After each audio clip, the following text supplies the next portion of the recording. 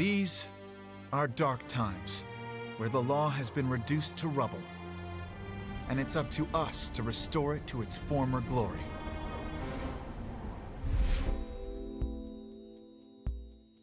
Yeah, I know what you mean. It looks like your target finally decided to make a move. Don't you worry. I've got a trusty new partner on board.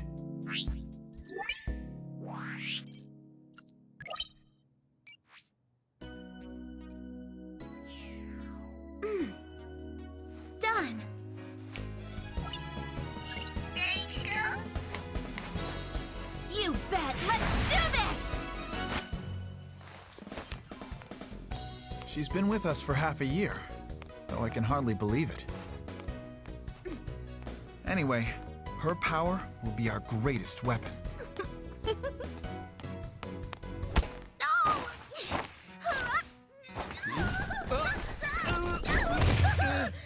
Are you alright, miss?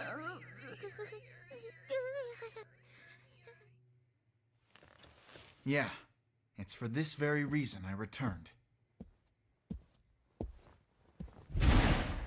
Time to bring it to an end.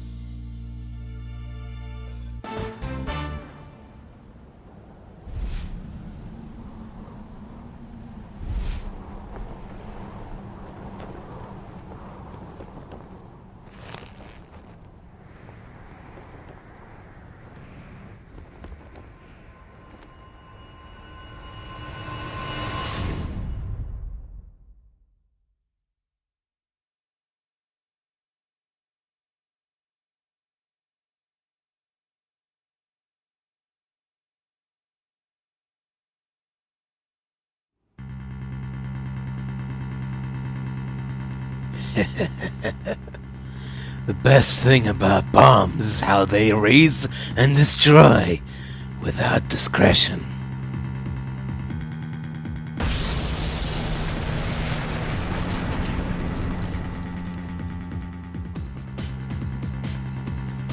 Now all I have to do is pin everything on that little girl.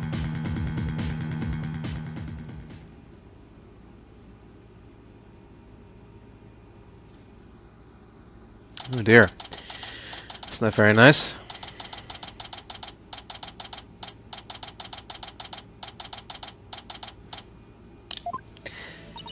Nope, not feeling nervous at all.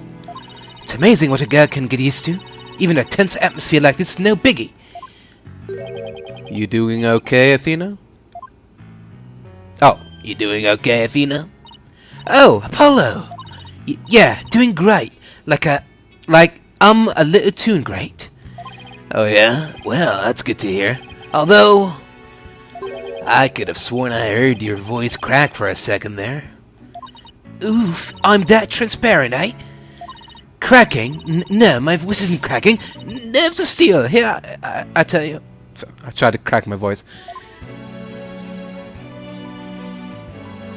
This is Apollo Justice. He's a fellow lawyer at the office I work for. Apollo is the lead for the defense on this case. But I'm going to be there at the bench with him, doing what I can to help out. I'll do whatever it takes to defend Junie. Speaking of steel, how are you holding up? That explosion really did a number on you. I'm just happy that you're okay, Athena. Although, I can't pretend I have no connection to this case.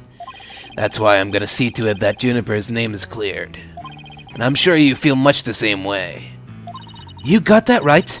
I won't rest until Junie is completely cleared of all suspicion. Apollo? Athena? Oh. Thank you for doing this for me. Junie!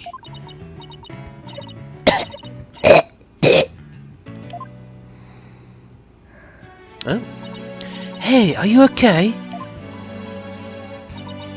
Sorry about that. I always seem to go into coughing fits whenever I get nervous. This kind of thing never happens home in the forest, though. This is Juniper Woods. She's my dear, dear childhood friend, and she is also our client for this case. The news keeps repeating that Junie is that alleged bomber. But that's ridiculous. There's no way Junie would do anything like that. I brought you a little snack, Athena. Just a little something from my garden. Hey, thanks.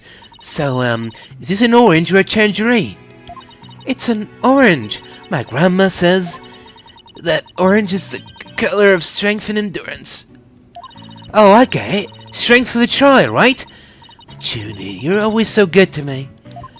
Jeez, look at me, standing here clutching an orange to my chest with tears in my eyes. Well, don't you worry. We'll be so powerful in there they won't know we're him. Right, Apollo? Yeah, that's right. Come what may, this is one trial. We just can't lose. Apollo! Apollo! Blood is seeping through his bandages. One of his wounds must have reopened. All this time he was trying to put on a brave face, but he was really overdoing it.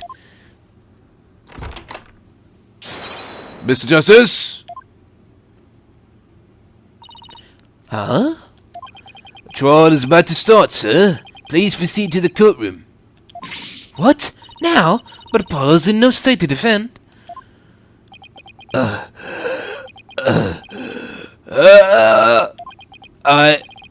had to defend Juniper. What are we gonna do? The trial's about to start with or without us. There's only one other option I can think of at a time like this. But even if I called him now, he'd never get here in time. No, wait! There is someone else I can do. There is something else I can do. Apollo, give me all the evidence for the case. What are you gonna do? Bailiff? Yes, miss? The defense would like to submit a substitution of attorney petition. Athena! You're not seriously... You just concentrate on getting better. I'll defend Junie. All by yourself? Athena, stop for a sec and think about what you're saying. You've never once taken a case on alone before, right? No hay problema. I can handle it, I think. But I guess it's really up to you, Junie. Would you be okay with me taking over? Sure. I believe in you, Athena, and that's enough for me. You're worried for me, aren't you? To be honest, I'm pretty nervous too. I think my heart might just burst out of my chest. But you're in no shape to stand at the bench now, so you'll just have to leave it to me. Alright, I can see your mind's made up anyway. I hate it that I can't be there, but I know you'll give your utmost to defend Juniper. You bet I will, rest assured of that. My name is Athena Cykes. I'm still just a newbie, but I'm a lawyer. This is only the second time I've taken the lead in a defense case.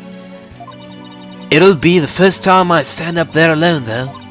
But I have to do this, and I'm definitely not about to let anything bad happen to Junie. Fuck.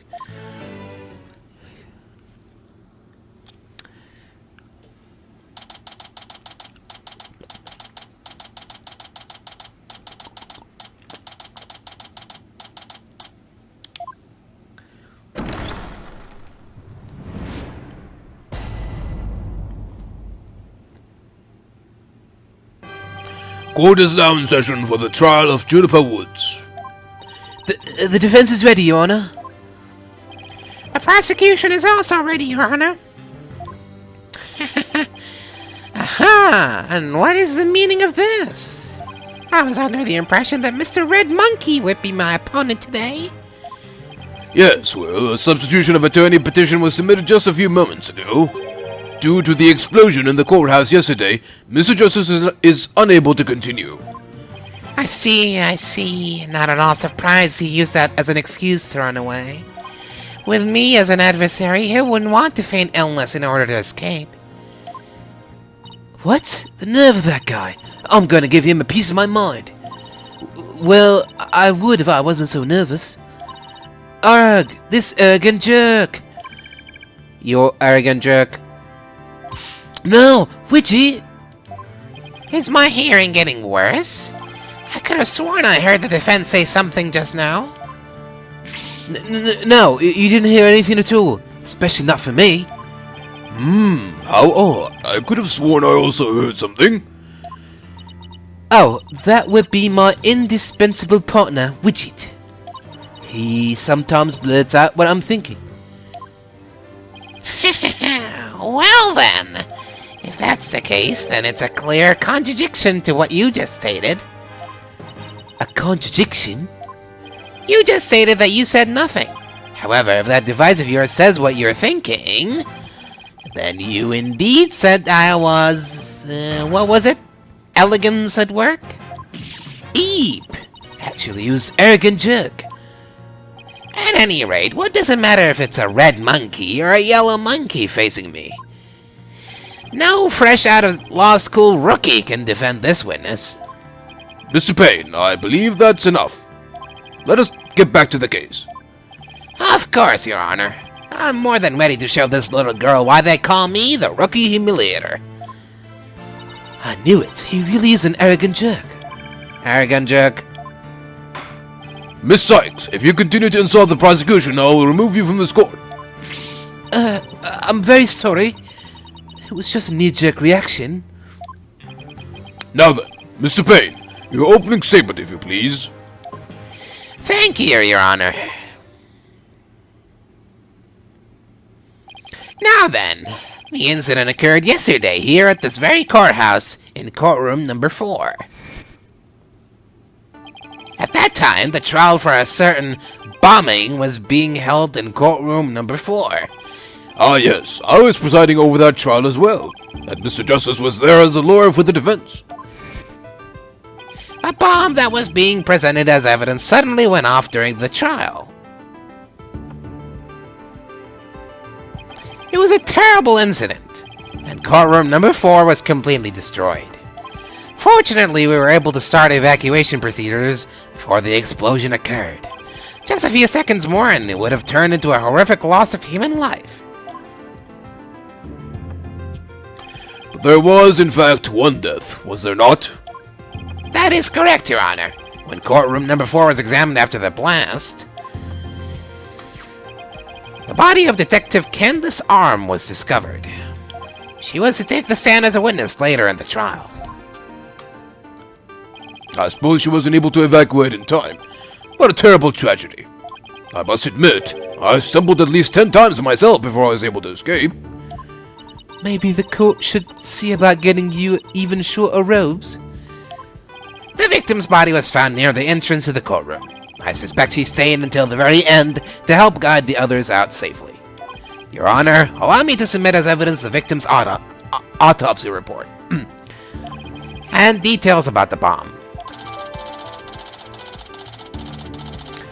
Trauma to back of head caused by impact with a flat object. I wonder if the flatness of the object is relevant. Time of death between 8 and 11 a.m.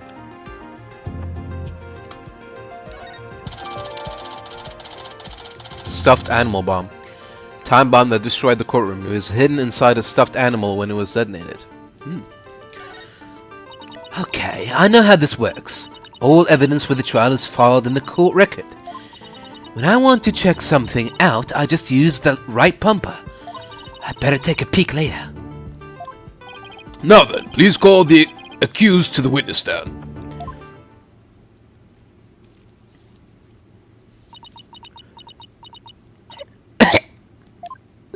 Defendant, are you feeling alright? You're looking a bit pale. I'm so sorry. I was feeling a bit weak when I first arrived here in the courthouse. But I'm alright. Junie's really giving it her all. I'd better make sure I do the same. If we could please proceed. Your name and occupation, defendant? Juniper Woods. I'm a high school student. Miss Woods, can you confirm you were in the courthouse on the day in question? Yes, I came to know Apollo Justice through my friend Athena. And so, I was there yesterday to watch his trial and lend my support. Something's wrong. Junie's really scared. Did you know I'm also known as the Defendant Humiliator? Looks like I have yet another chance to show everyone how I earned that moniker. Grr, does his arrogance know no bounds? I have to protect Junie no matter what. Hey, you arrogant, Prosecutor Payne? What is it? Do you want me to demonstrate why I'm known as the Rookie Humiliator instead? Deep breaths, Athena. Don't let him get to you. Prosecutor Payne, Junie is telling the truth. Mr. Justice also backed up her claim when we saw him in the defendant lobby. And Junie, he said that he was glad to get the lotus root you gave him too. He was? My grandma says lotus root is good for your eyes. She says they can even help you see into the future. They can, and that's a perfect present for a lawyer. And if that's true, I guess he must not have eaten them.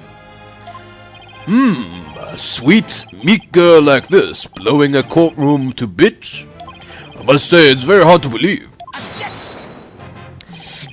Now, Your Honor, don't let her seemingly innocent appearance fool you. The defendant had a motive for committing this crime. That's not true. I don't have any kind of motive. And I didn't even know the lady who was killed. I admit the investigation didn't turn up any connection between the victim and the defendant. However, that doesn't matter. The only thing that does is that her objective was the destruction of courtroom number 4 itself. Hey, what's that supposed to mean? Why in the world would Miss Woods want to do that? That's a very good question, coming from a novice such as yourself. But first, a question for the defendant. Have you ever been brought up on false charges? What? Why, yes. Yes, I have. And did that experience cause you to harbor a grudge against the court system? Now, wait just 1 minute. If that kind of thing was a motive for blowing things up, then every one of our clients would turn into bummers. That's a valid point. We wouldn't have a single courthouse left standing in the land. I can see that the accused isn't the only one who might bear resentment against the courts. But Miss Woods is the only person who could have committed this crime.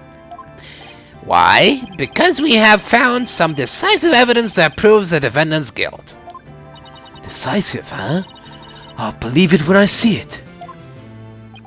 It involves a very unique aspect of the bomb itself, Your Honor. And what exactly was so unique about it? Why don't we have Miss Cykes answer that question? Huh? Me? I notice that you appear to be very nervous, and, well, gentleman that I am, I'd like to offer you the chance to gain some confidence with such an easy question. Could he be any more condescending? Really, what a thoroughly unpleasant man. L is for loser. Harumph! What did he just say? Nothing. Not a single thing. Now, let's see. What was I supposed to do at a time like this? Oh, I know. The court record. The information I need is somewhere in the court record. All right, Miss Cykes, let's hear your answer. What was unique about the bomb that blew up the courtroom? Was it because it was...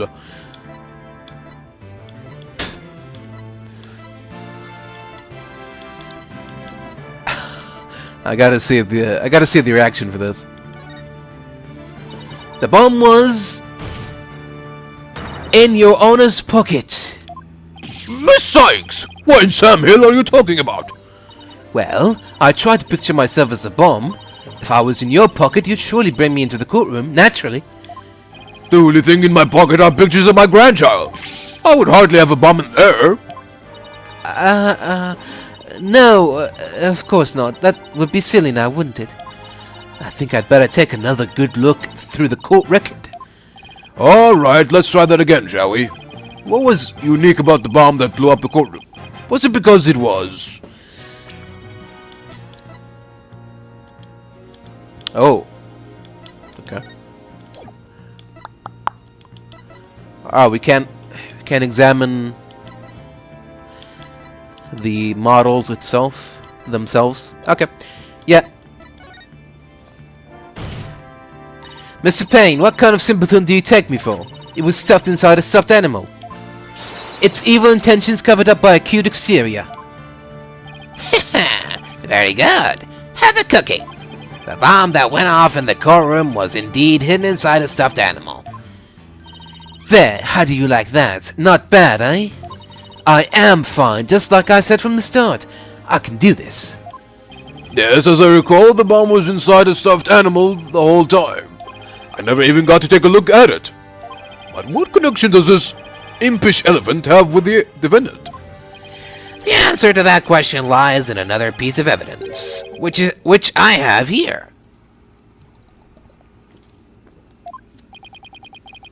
And what, pray tell, is this? It appears to be a little singed.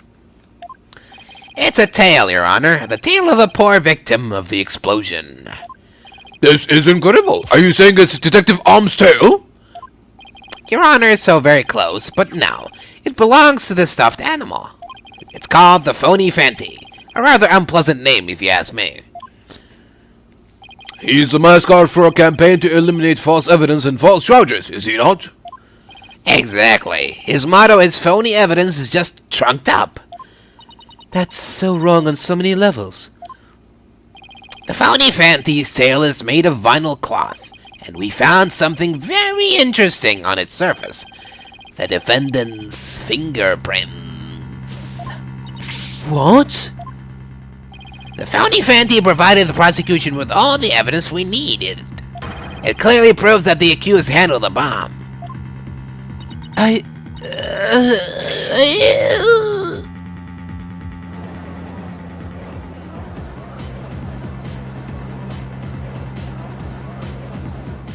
But that doesn't make any sense. Why would Junie's fingerprints be on it? That does appear to be pretty irrefutable evidence. The court accepts this into evidence. Miss Woods, do you have an explanation for this? I don't understand. How about you, Miss Sykes? Do you have any plausible explanation to refute this decisive piece of evidence? Well, I can't do it. I can't think of a single thing. But I better come up with something for Junie's sake. If you can't produce an answer, we could always go straight to the ruling, if you prefer. Ack, no. I have to say something fast. Oh no. I can't get my voice to work. Why now of all times?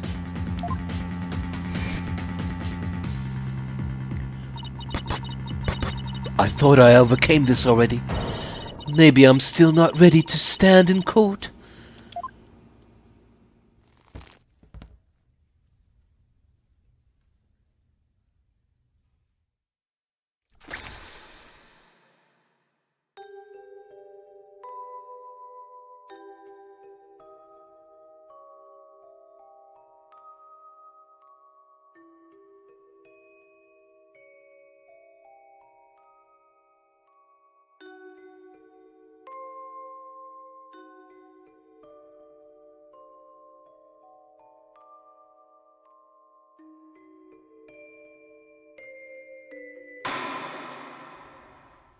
As you can see, there is no room for debate.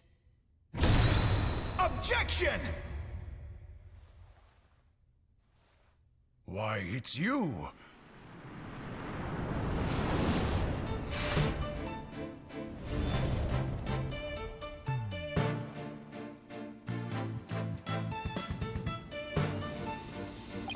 Sorry it took me so long to get here, Athena. Apollo explained the whole thing to me over the phone. He asked me to come help you out in his planes. Thanks for coming. I hate to admit it, but I was having a real rough time on my own. Oh, I don't know. I think you were doing just fine, all things considered. And you hung in there, giving me enough time to get here.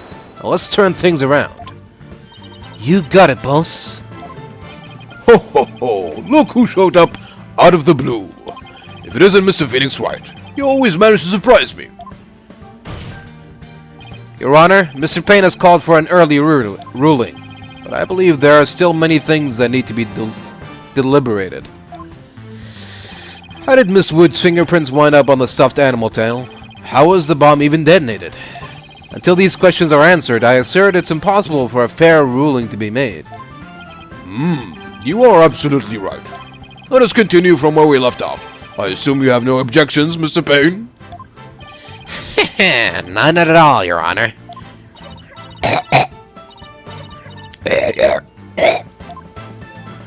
Miss Woods really looks like she's having a hard time. Junie's really struggling, Mr. Wright. I get the sense she's afraid of the courtroom itself. Because of yesterday? Yeah, it was understandably very traumatic for her. Poor thing. And here she is, back at the courthouse again, being so brave. I'd like to make a request, Your Honor. If at all possible, I'd like to have Miss Woods rest in the lobby. Given the defendant's condition? Very well, I grant special permission. You go get some rest, Junie, and leave the rest to us. Okay, thank you. Sorry about this.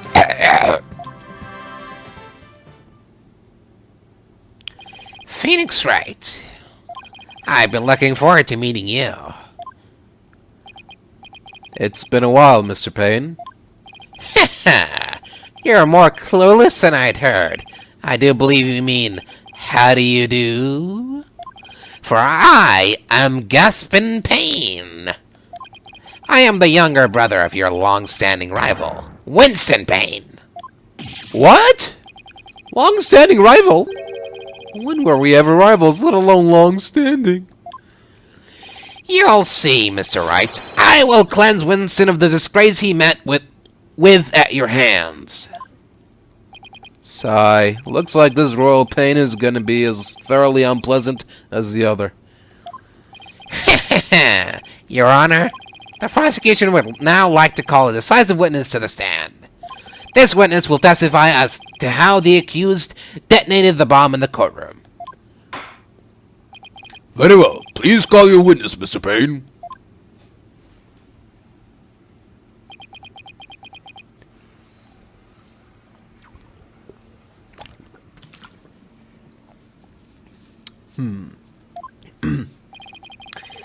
Witness, your name and occupation, please. Witness? Name? Name, Donut. Occupation, bomb disposal specialist.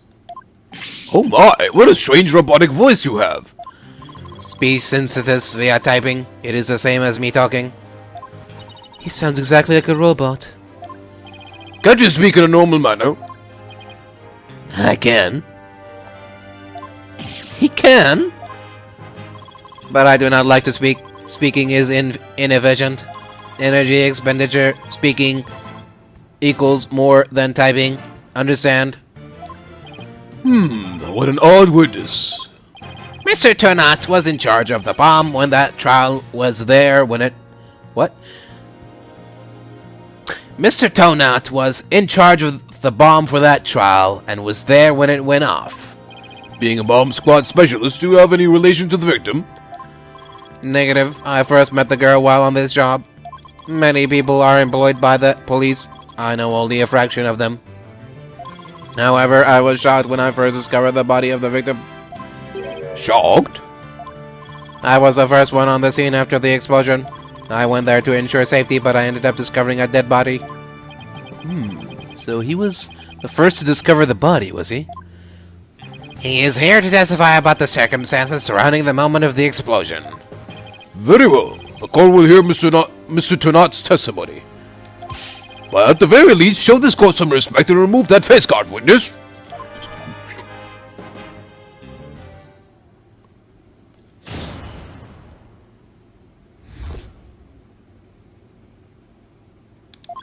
The bomb was originally disarmed by me, then transported here as evidence.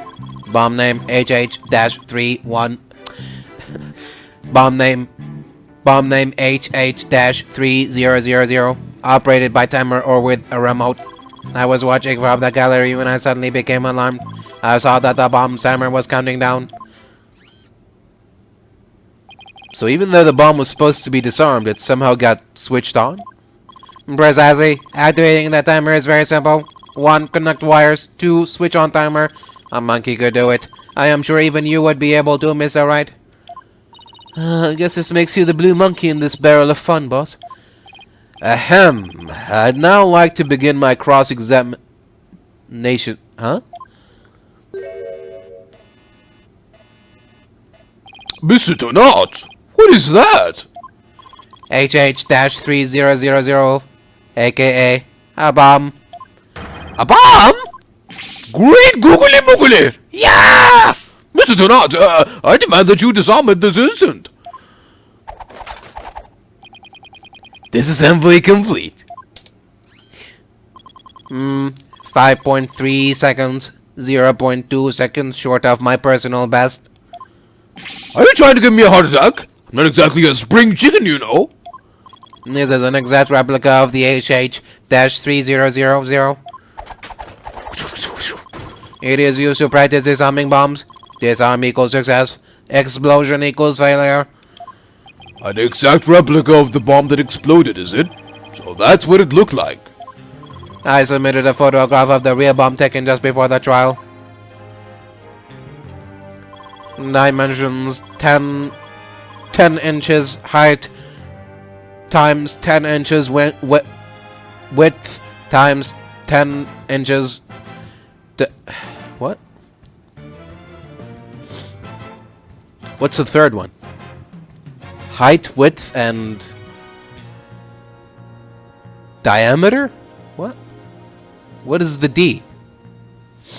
Height, width... I'm guessing diameter. Weight 12 pounds. A perfect replication. Your bomb does appear to be a very good copy indeed. Yes, however, I could not replicate the detonation mechanism. It has a very puzzling wiring setup. It is regrettable I cannot replicate it. Witness, that's enough. There is no need to replicate anything here. HH-3000 bomb updated in core record. And now if the defense would begin their cross-examination... Where has Miss Cykes gone to? Athena, you can come out now. Okay, Mr. Wright, let's get to work. I guess you were pretty scared, huh? What? I don't know what you're talking about. She was about to bolt. Hey, put a sock in it, Widget. Sigh, as transparent as ever. Now, let's see, where were we? We were at the cross-examination.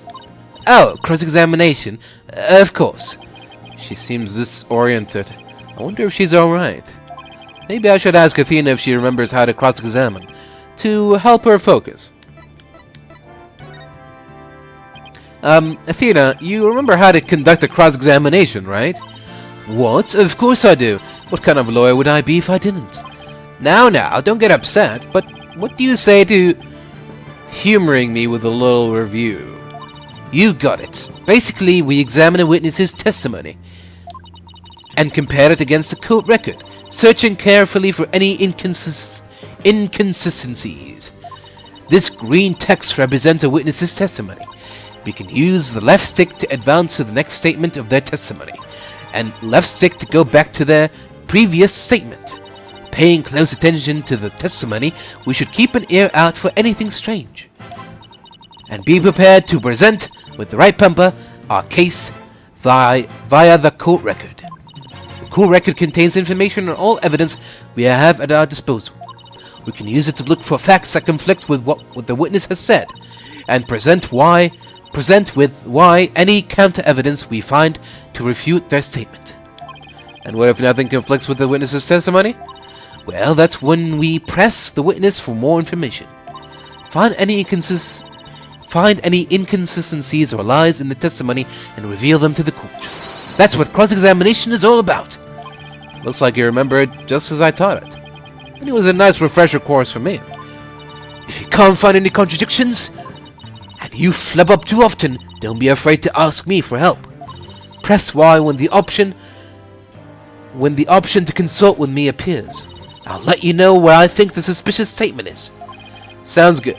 I'll be counting on you if I get in a bind. Alright, it's cross-examination time.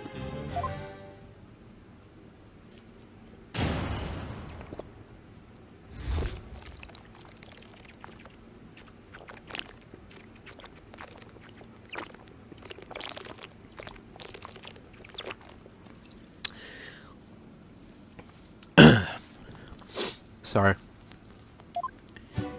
The bomb was originally disarmed by me, then transported here as evidence.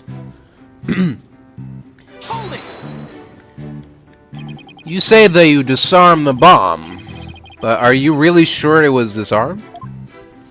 Absolutely, I can disarm anything. In a flash! That looks more like dismantle than disarm to me. Oh, pardon me. Let's see. Is there any chance you could have forgotten to disarm the bomb? Impossible. I do not make rudimentary mistakes like that. They say to err is human.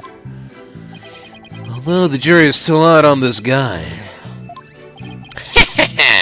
If you must know, Mr. Wright, according to the court's own records, the fact that the bomb had indeed been disarmed was officially confirmed. I guess I can rule out the possibility that he forgot to disarm it. Could you talk about the bomb in a little more detail for the court, Mr. Tunot? Certainly. Bomb name HH-3000, operated by timer or with a remote. Hold it! What was the approximate size and weight of the bomb? Dimensions 10 inches by 10 inches by 10 inches, weight 12 pounds. This information is also written on the photograph. Ah yes, here it is on the back. According to this, the case is made out of alloy plating 5/16 of an inch thick. That certainly sounds like one thick and very heavy bit of metal. I bet if I dropped that thing on your foot, you'd be hopping. If you dropped that thing anywhere, I'd be hopping for the nearest exit. Very well. I believe the court has heard enough about the bomb itself. So, Mr. Tonat, you were keeping an eye on the bomb. Where were you watching from? I was watching from the gallery when I suddenly became alarmed. Hold it! Why were you in the gallery? My duties may have been over for the moment, but I wanted to keep watch. Even though the bomb was disarmed, you can never be too careful. Explosive devices are very dangerous things. Ah, how admirably responsible of you. A model to be emulated. I practice disarming bombs every day. I practice assembling them too. The disarming part I get, but assembling them? Well, I'll have you know that I practice presenting evidence every day myself. I see, but do you ever practice having evidence presented to you? Presented to me? What? No, Then you cannot very well call yourself a professional yet, can you? Grr, that does it. I'm gonna stop practicing having evidence presented to me every day. You better drink some coffee, boss. We're gonna be pulling an all-nighter. I don't think that will be necessary, or worth either of our time. So, Mr. Turnabout, what did you witness from the gallery? I saw that the bomb's timer was counting down. Hold it! You saw it counting down clearly with your own eyes? I'd hardly think a timer as small as the one on this bomb could be seen from the gallery. These goggles help me see very small things clearly from very far away. I can even see what you had for breakfast by looking at your tie. Why do I suddenly feel like a bug under a magnifying glass? I guess it's possible he saw the timer if he was wearing those goggles. I'm not so sure. There's something that just doesn't sit right with me. I don't think I follow. The bomb was completely hidden inside the stuffed animal. So well concealed, in fact, that it didn't even look like a bomb at all. So you're trying to find testimony that conflicts with the evidence, right? That's right. Listening carefully to Mr. Turnabout's testimony is just the first step. After that, it's a matter of taking a look at any evidence that seems relevant. Remember that you'll open the co-record when you go to present something. If you find evidence that conflicts with the testimony, present it. Let's see. This testimony is about when the bomb went off. So I think the state it was in at the time would be pretty important. A bomb that didn't look like a bomb because it was inside a stuffed animal. Huh. Interesting.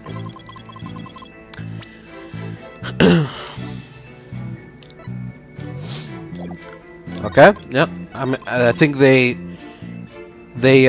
pretty much spelled it out for us. So, yeah. Objection! So you say you saw the bomb's countdown, is that right? Of course, I clearly saw it counting down to 0.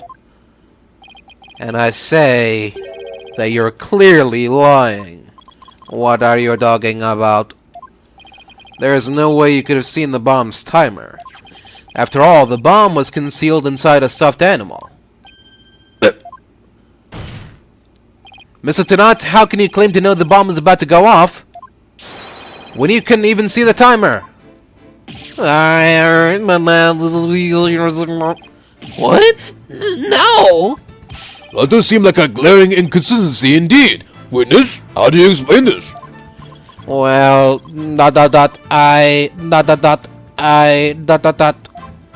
Ooh, that was great, Mr. Wright. You found a contradiction right off the bat. Always remember, Athena, when you find an inconsistency in a witness's testimony, there's always a reason behind it. It could be a lie, a hidden meaning, a secret. Whatever it is, it's up to us to dig it out. And pointing out every contradiction we find is the best way to do it, right, boss? Now, the question is, what can we dig out of Mr. Turnabout? well, let me see, no,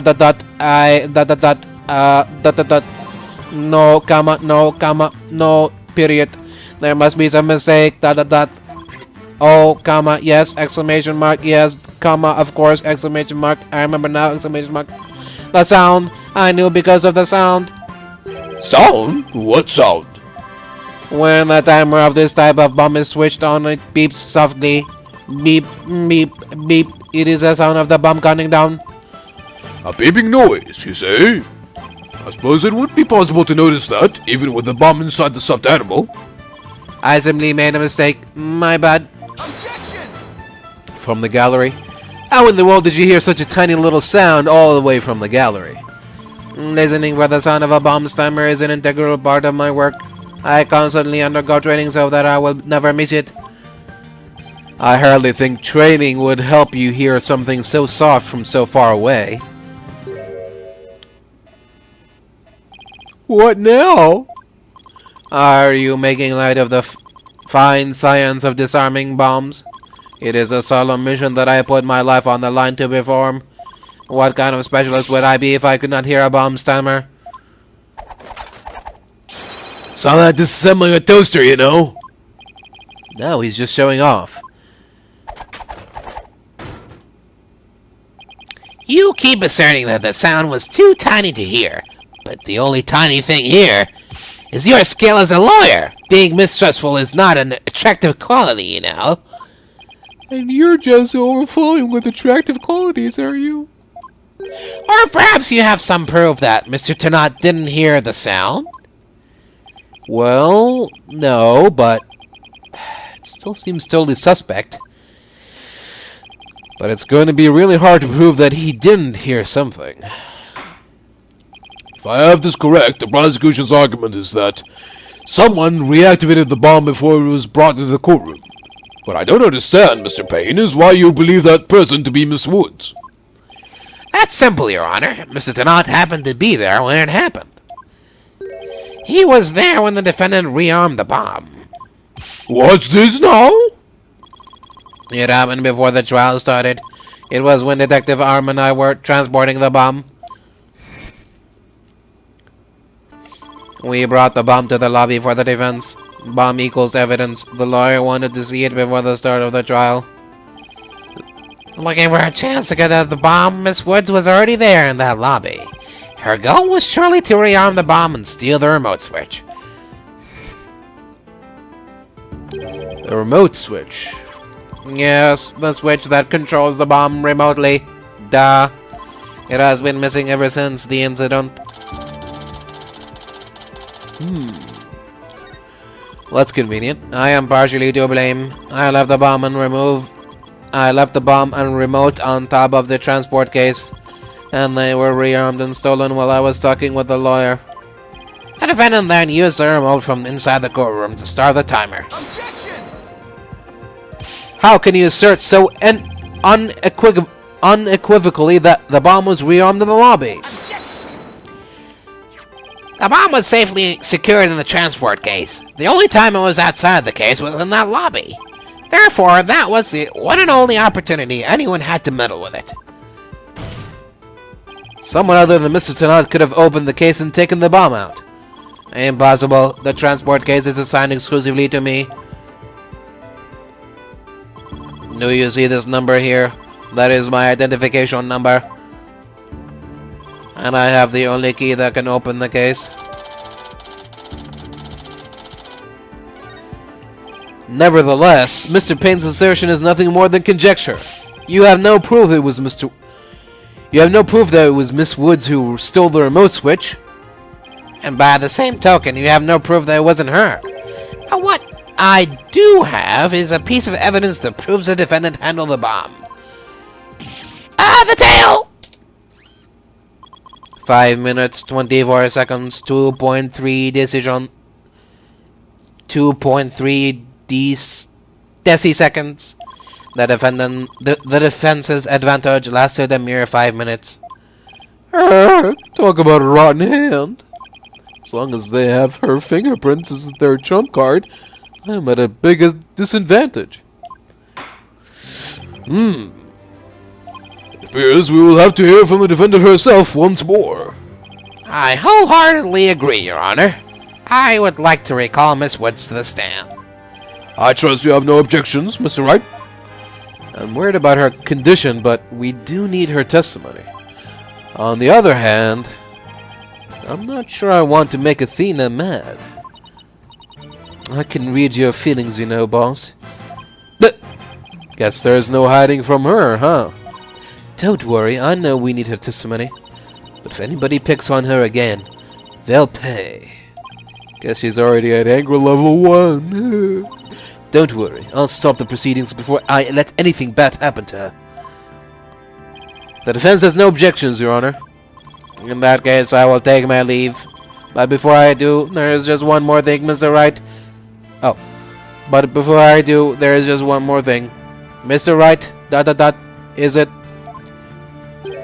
me? Yes? Dismantling bombs is my job. Dismantling the case is yours. Do you think you can handle it? I look forward to seeing you try. Grr, this guy's hiding something. I just know it. Now, if you will excuse me. Sayonara, beaches. Bailiff, please go out to the lobby and bring back the defendant.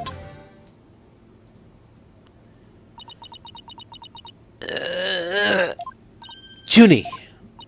Hi, Athena. She looks even worse off than before. Don't worry, Junie. We're here for you. Thanks, Tina. And I'll do my best, too. You blew up the courtroom because you bear resentment against the courts, correct? No, of course not. I... What's that you say? I can barely hear you. I haven't done anything wrong.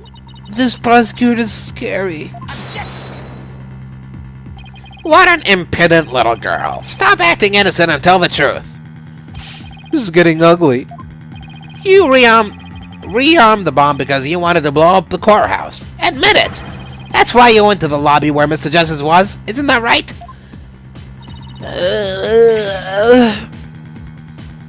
Mr. Wright, can I go give that prosecutor a smack? What? Of course not. Do we have to review courtroom manners 101 again? Can't let a creep like that bullies... We can't let a creep that bullies innocent girls like this off so easily. I haven't forgotten about how he treated you. Don't worry about me, just help Junie.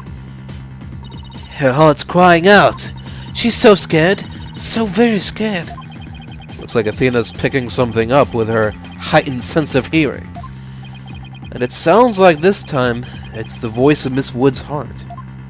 Don't deny it. You stole the remote switch and used it in the courtroom, didn't you? Your Honor, please put a stop to this. Mr. Payne is badgering the defendant.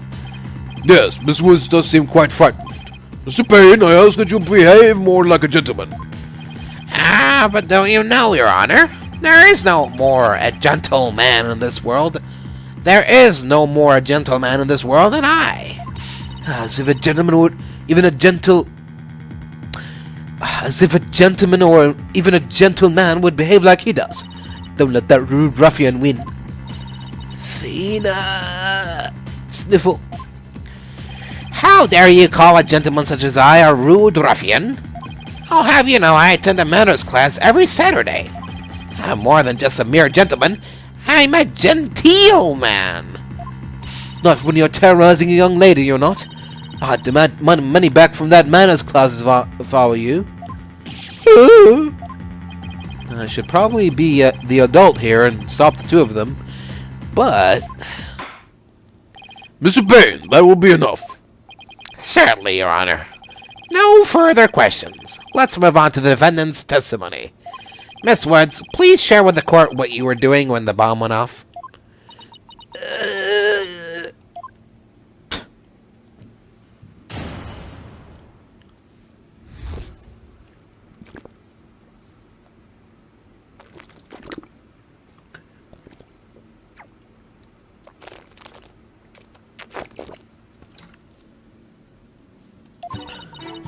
Well, that day, I was watching from the gallery. The bomb went off, and rubble started falling. It fell on top of me. Junior's clearly in pain being forced to record the bombing like this. She can't even get her words out. This isn't gonna work, so what now? Hey, wait a minute.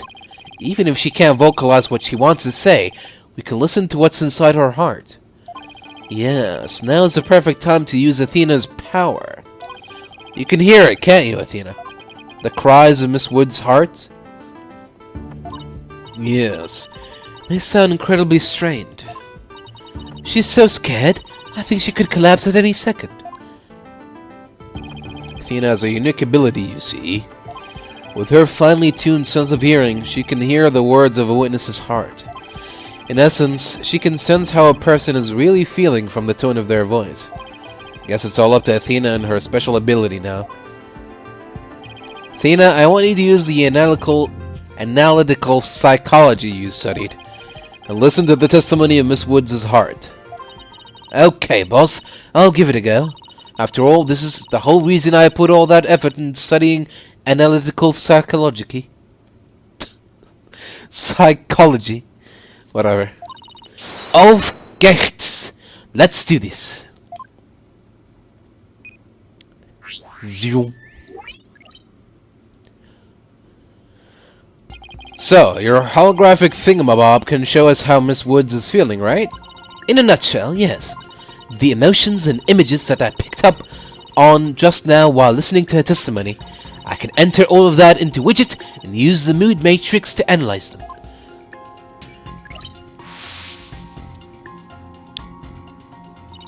These mood markers here reflect fluctuations in Junie's emotions. When she feels happy or is enjoying the memory, the happy marker will light up. When she feels angry or frustrated, the angry marker will react. When she feels sadness or is frightened by a memory, the sad marker will blink. And when she feels surprised or confused, the surprise marker will let us know. So, with your special ability in Widget's Mood Matrix program, we can track how Miss Woods is feeling as she testifies. Talk about the wonders of technology. Yup, now let's give it a shot. I'm picking up on some kind of discord or noise in Junie's heart. See here, this is what the noise looks like in the mood matrix. It's a result of inconsistencies between her testimony and her feelings. If we can pinpoint these inconsistencies, the noise level should drop. Okay, it's time to listen to Miss Woods' true testimony.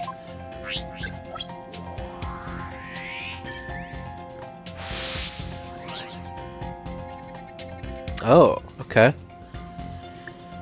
Well, that day, cough, I was watching from the gallery, cough, cough. The bomb went off, cough. Cough, and rubble started falling, cough. It fell on top of me, cough, cough. I think I have a good grasp on Junie's emotional state now. This power of Athena's is incredible. And I'm seeing an unexpected emotion that's inconsistent with the content of her testimony. What? Already?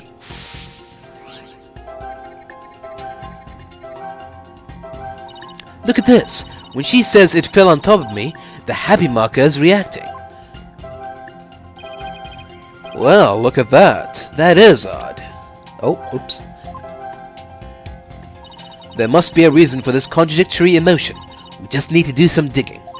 When you find an unexpected emotion, you'll first need to pinpoint it, and then select the unexpected emotion or reaction from the 4 mood markers with A.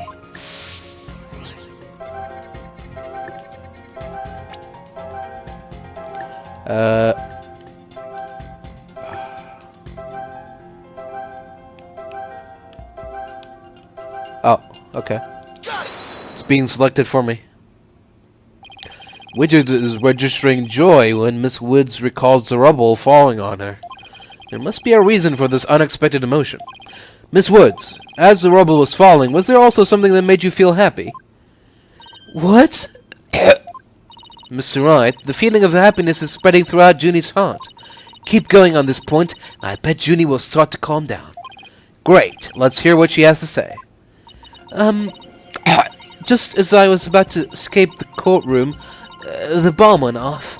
I was so startled, I tripped, and then rubble started falling on top of me. I really thought I was done for. But just then, Apollo came and rescued me. Apollo? He used his own body to shield me from the rubble. So that's when he sustained those injuries. How do you feel, Junie? Did talking about Apollo give you some courage? Yes, Apollo is just like the sun, strong and bright and warm. Just talking about him makes me feel like a leaf undergoing photosynthesis. And see, your coughing stopped all of a sudden. Oh, you're right. Thank you, Athena. Looks like we were able to draw out some new testimony. Hee hee. Pretty neat, huh? But there's still some noise left, meaning there must still be some discord in Junie's heart.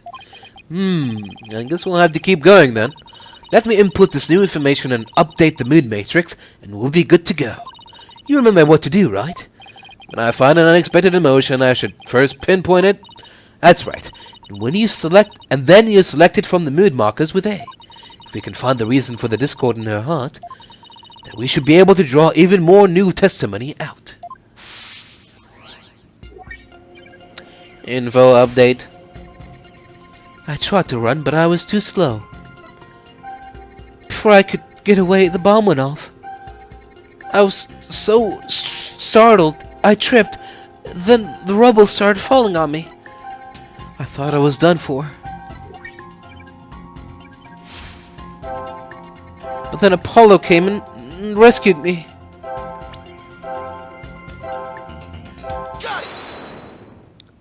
Why are you sad? You were happy when Mr. Justice rescued you, weren't you? Yes, I was really happy. But was there also something you felt sad about at the same time? Sad? The reason I ask is, when you were describing how you were rescued, we sensed a little sadness too. Oh, I think it's probably because of Bumrap Rani. Bumrap Rani? Well, what do you know? Something new. That's right. I brought my stuffed animal, Bumrap Rani, to watch the trial with... think I can see where this is going. To watch the trial with me. Bumrap Rani and Phony Fanti are brothers. Who knew that the legal world could inspire a whole line of merchandise? I had Bumrap Rani with me while I was watching the trial. But it wasn't until Apollo saved me that I realized I'd lost him as I was running away. My poor Rani, a victim of that terrible bomb. Oh, I know. You can see what he looks like in this poster. Yeah. It's for the campaign to eradicate fake evidence and false charges. Phony Fanti and Bumrap Rani, huh? Nothing against the campaign, but why an elephant and a rhinoceros? Mr. Wright, I don't sense any discord in Junie's heart anymore.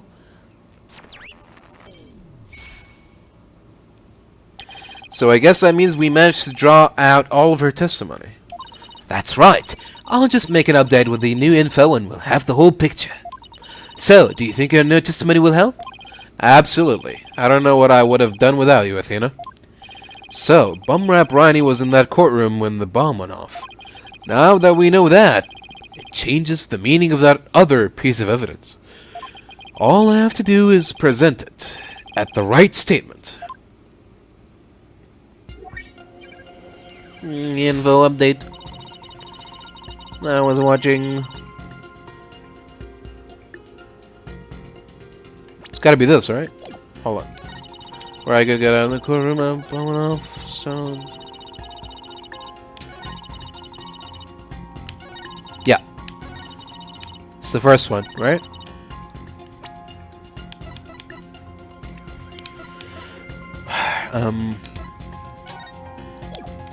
Objection!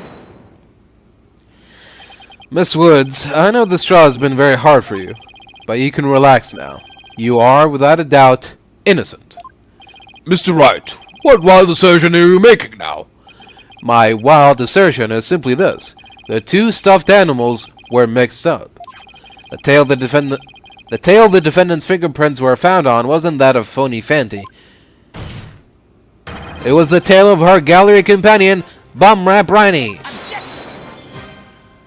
What? What nonsense is that? I can see they're both stuffed animals, yes, but they're completely different characters. An elephant and a rhino. They're as distinct as a defense lawyer and a prosecutor. But are they really so different? Both defense lawyers and prosecutors strive to protect the peace through law. Even elephants and rhinos have some similar characteristics. They're both gray, for example. Anyway, this poster is all I need to prove my assertion to be true. If I may direct the court's attention here, you'll clearly see how the two got mixed up. Take that! Well, would you look at that? The two tails are exactly the same. Yes, exactly. The two stuffed animals are based on entirely different animals. But the design of their tails is exactly the same.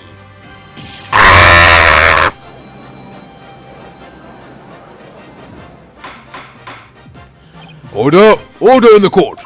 As long as the possibility exists that the tail belongs to Bumrap Rani, we can no longer consider it to be decisive proof that the defendant handled the bomb.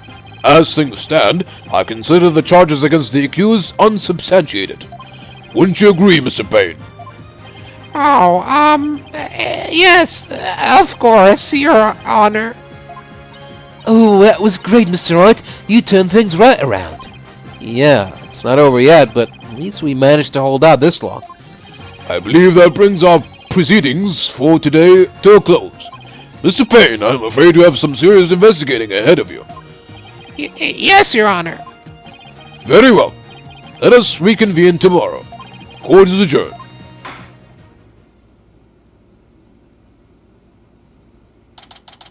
Huh.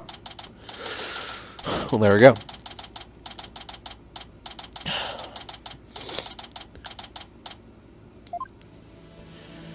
That was so exciting, boss. We did it!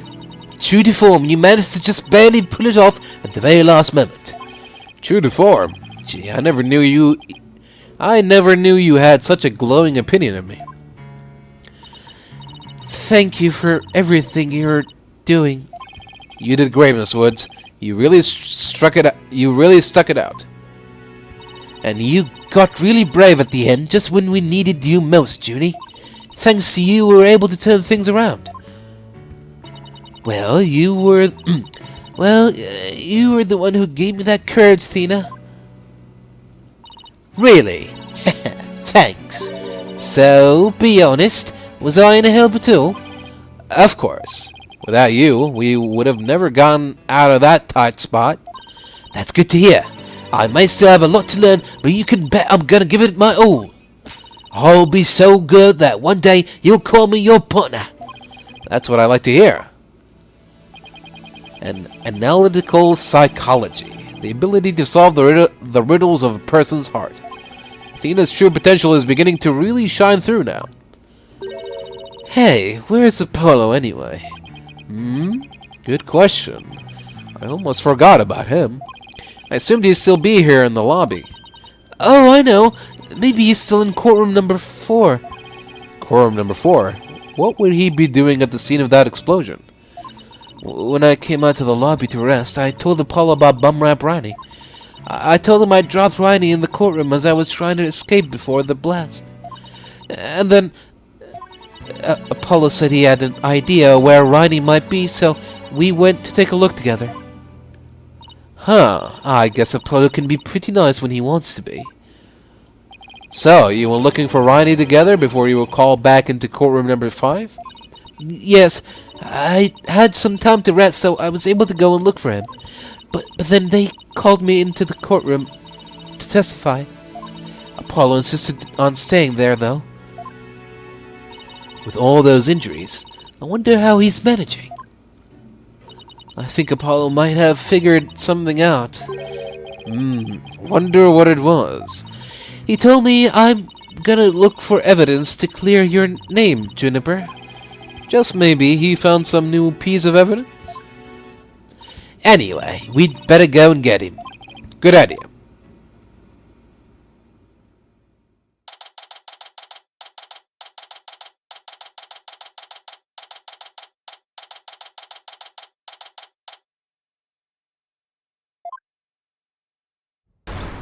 Where are you, Apollo?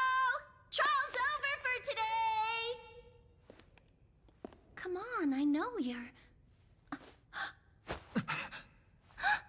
No.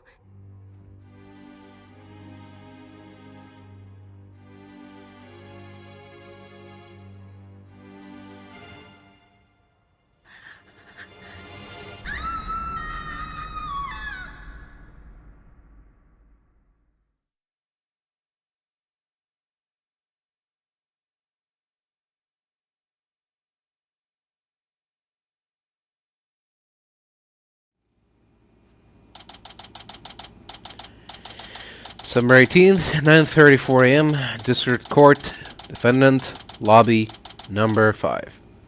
There we go. We're gonna bring it back, officially.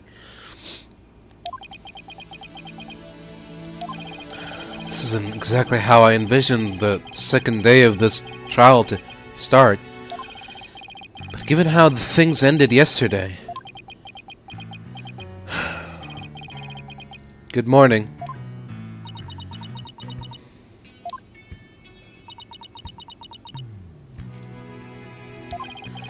Mood sure is tense. Not that that's any surprise.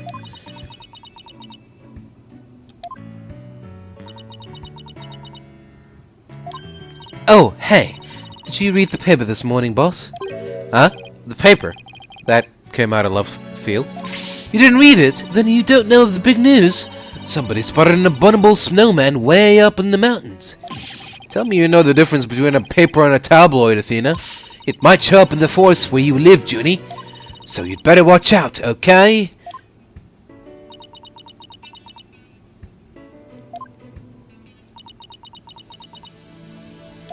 You really should read the story for yourself. I couldn't even begin to do it justice. Justice? Huh? Oh, poor Apollo. It's all my fault. Sniffle. Athena! Sob.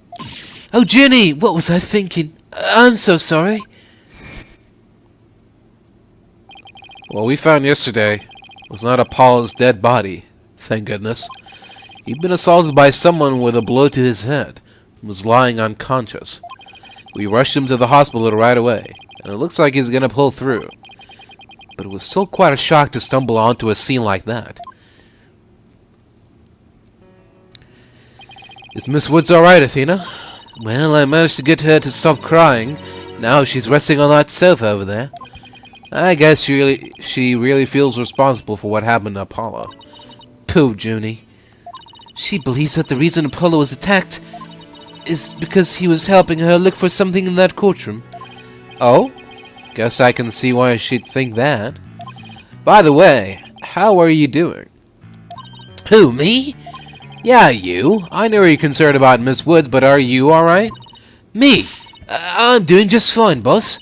I mean, yeah, it was a huge shock, but I'm alright.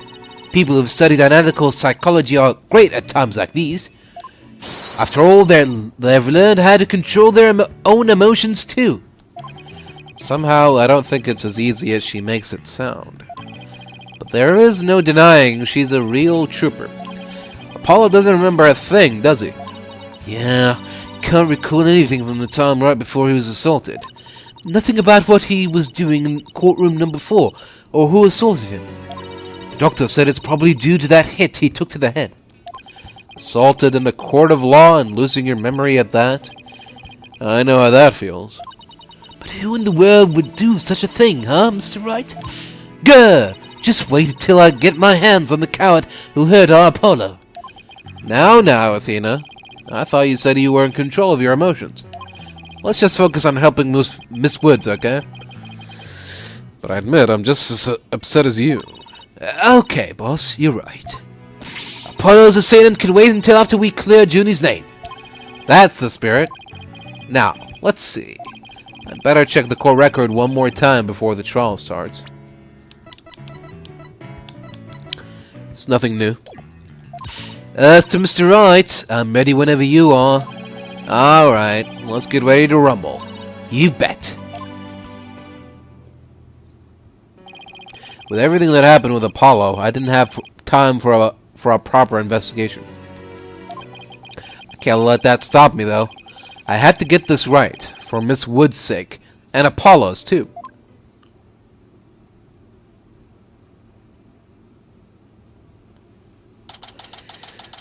December 18th, 9:50 a.m., District Court, Courtroom number 5.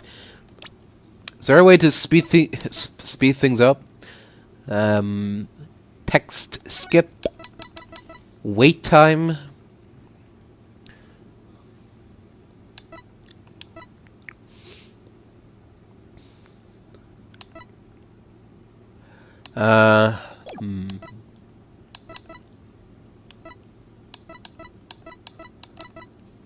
No, I don't think so. Okay. It's a bit slow. It's a bit slower than before. So, yeah.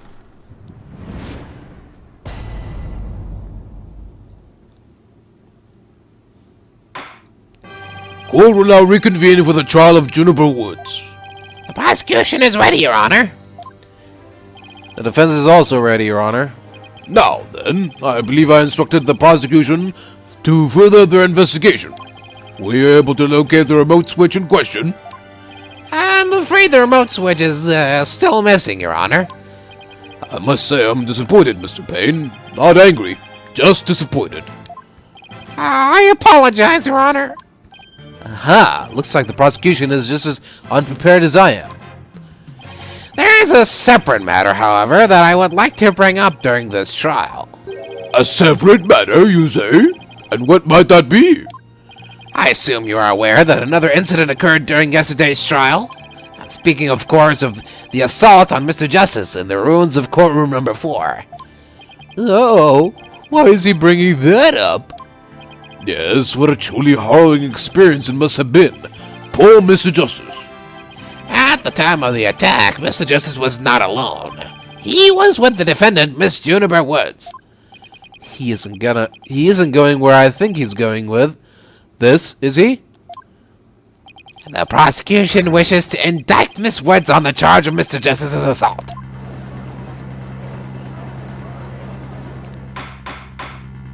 Order! Order in the court! Mr. Payne, the incident under deliberation here is the courtroom bombing. The assault on Mr. Justice has nothing to do with this trial. But I believe there is a connection between this case and Mr. Justice's assault. Please take a moment to consider these facts. Both events occurred in courtroom number 4. This is the location in courtroom number 4 where the unconscious Mr. Justice was discovered. As you can see, it's quite close to where Detective Arm's body was found.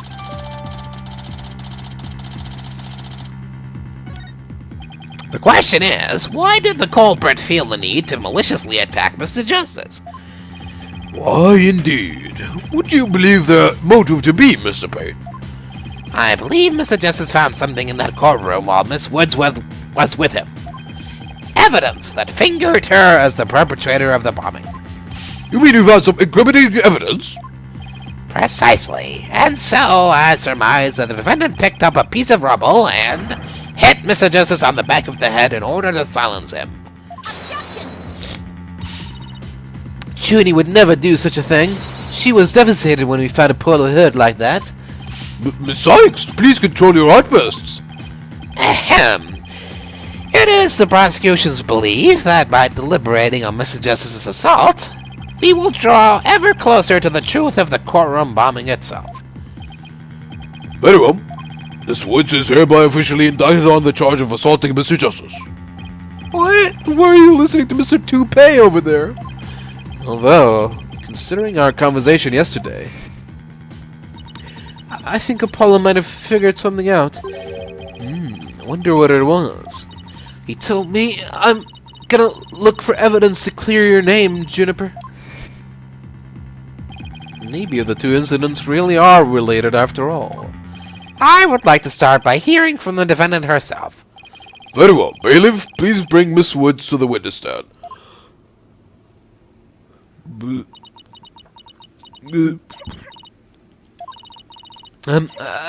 I'm sorry.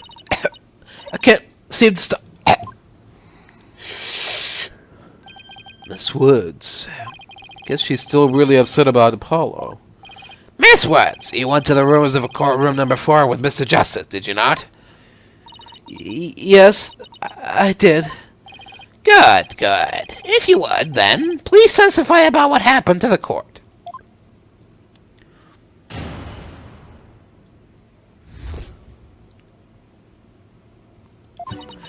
During the trial yesterday, I was overcome by a fit of coughing. Apollo stayed with me, and we went to the courtroom ruins together. But then I was called back to this courtroom to give testimony. Apollo insisted on staying behind in courtroom number 4. I swear I didn't attack Apollo. Why would I ever hurt such a kind person? So, Mr. Justice stayed by your side while you were feeling unwell. What an admirable young man. I thought his loud voice was his only outstanding feature. He may look like a little imp at times, but Apollo can be really nice too. I hope she didn't hurt her wrist backhanding that one out. But one has to wonder, why did Mr. Justice stay behind in the ruins? I think Apollo might have figured something out. Something? What kind of something? Something to do with the courtroom bombing kind of something. I think. Oh, new evidence for the case, was it? That's a very big kind of something indeed.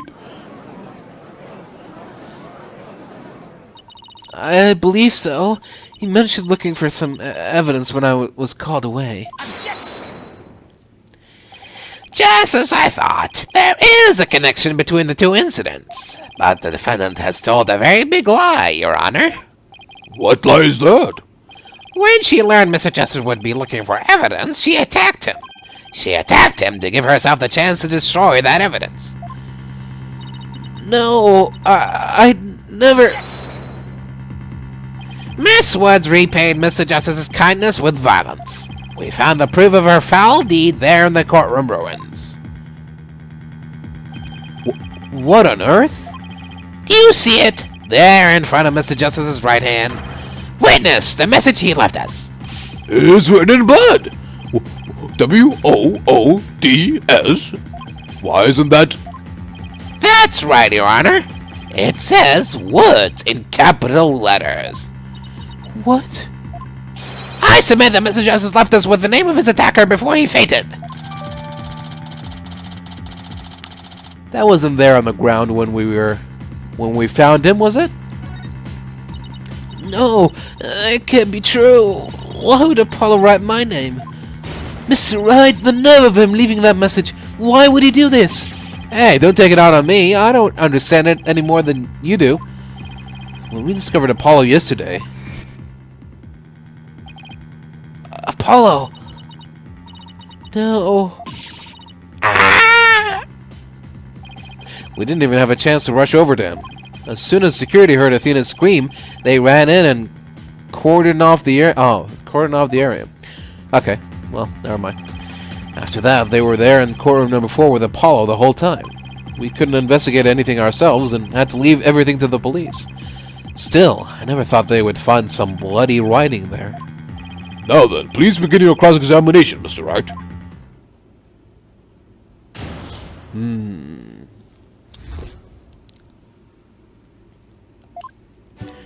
During the trial yesterday, I was overcome by a fit of coughing. Hold it! Do you always cough when you get nervous, Miss Woods? Yes. Mr. Wright, please do not make Miss Woods nervous by pressing her so ruthlessly. But that barely even qualified as a quasi-question. Let's help her relax with a little small talk before we dive into the cross-examination. You know, ask her about her hobbies and her crushes and stuff. Her crushes? Really? I don't know about this. Apollo stayed with me and we went to the courtroom ruins together. Hold it! Why exactly did you go to the courtroom ruins? We went to look for my medicine. To stop my coughing. Your medicine? Why would your medicine be in courtroom number 4? I dropped it in the heat of the moment. Bumrap Riney, he was keeping my medicine safe for me. He has a little compartment that I can put things in, you see. And Phony Fanti has the same type of pocket. That's where the bomb was inserted. I had put my medicine for my coughing fits inside Bumrap Riney. When I told Apollo about it, he said he'd help me go look for him. There was so much rubble in there. I was worried, but there was no rubble or anything in front of the witness stand. So when we got inside, Apollo went straight there and started looking for my Ronnie in that area. It was so nice of him to do that for me, in spite of all his injuries. Apollo is so strong and kind, just like the trees of the forest. The way she makes him sound, you'd think Apollo was some kind of ancient god. Oh, wait. So that's why you went to the ruins. I see. That seems to be quite an important fact. Please add it to your testimony, Miss Woods. Alright, I think we just found our contradiction. Apollo started looking for Bumrap Riney near the witness stand, where there was no rubble. Hold it! The area around the witness stand? Are you sure about that? I'm sorry, did I say something wrong? No, of course not. I was just testing my hearing. Must not upset her. Must not upset her. Yes, I'm sure that's where we search first. Okay. But then I was called back to this courtroom to give testimony. That was when you were called to the stand after Mr. Tonat's testimony, right? Yes, the bailiff came to courtroom number 4 and brought me back to this courtroom. And what about Mr. Justice? Did he come with you or did he stay behind? Apollo insisted on staying behind in courtroom number 4. I'd better not ask her about Apollo. I know. I'll use some small talk here to get her to relax a bit. Do we have any hobbies, Miss Woods? Hobbies? Oh, well, I love growing vegetables in my garden. And I love to knit. I like sewing, too. I made this outfit myself. Keep it up, Mr. Wright. It's working. Now ask her if she has a crush on anyone. Ahem. So, is there anyone in particular you like right now? Mr. Wright, is that question even remotely related to this case? To this case? Not really. Mr. Wright, you will refrain from asking questions unrelated to this case at hand. Sorry, Your Honor. -1 to brownie points. Heh Miss Woods, please continue with your testimony. I believe you were telling the court about your attack on Mr. Justice. I swear I didn't attack Apollo. Why would I ever hurt such a kind person? So you think Mr. Justice is kind? Yes, very kind. He rescued me. He's like the sun, strong and warm. He makes me feel strong too. The only adjectives I associate with the sun are sweltering and oppressive. But then Apollo got hurt and it's all my fault. Sob.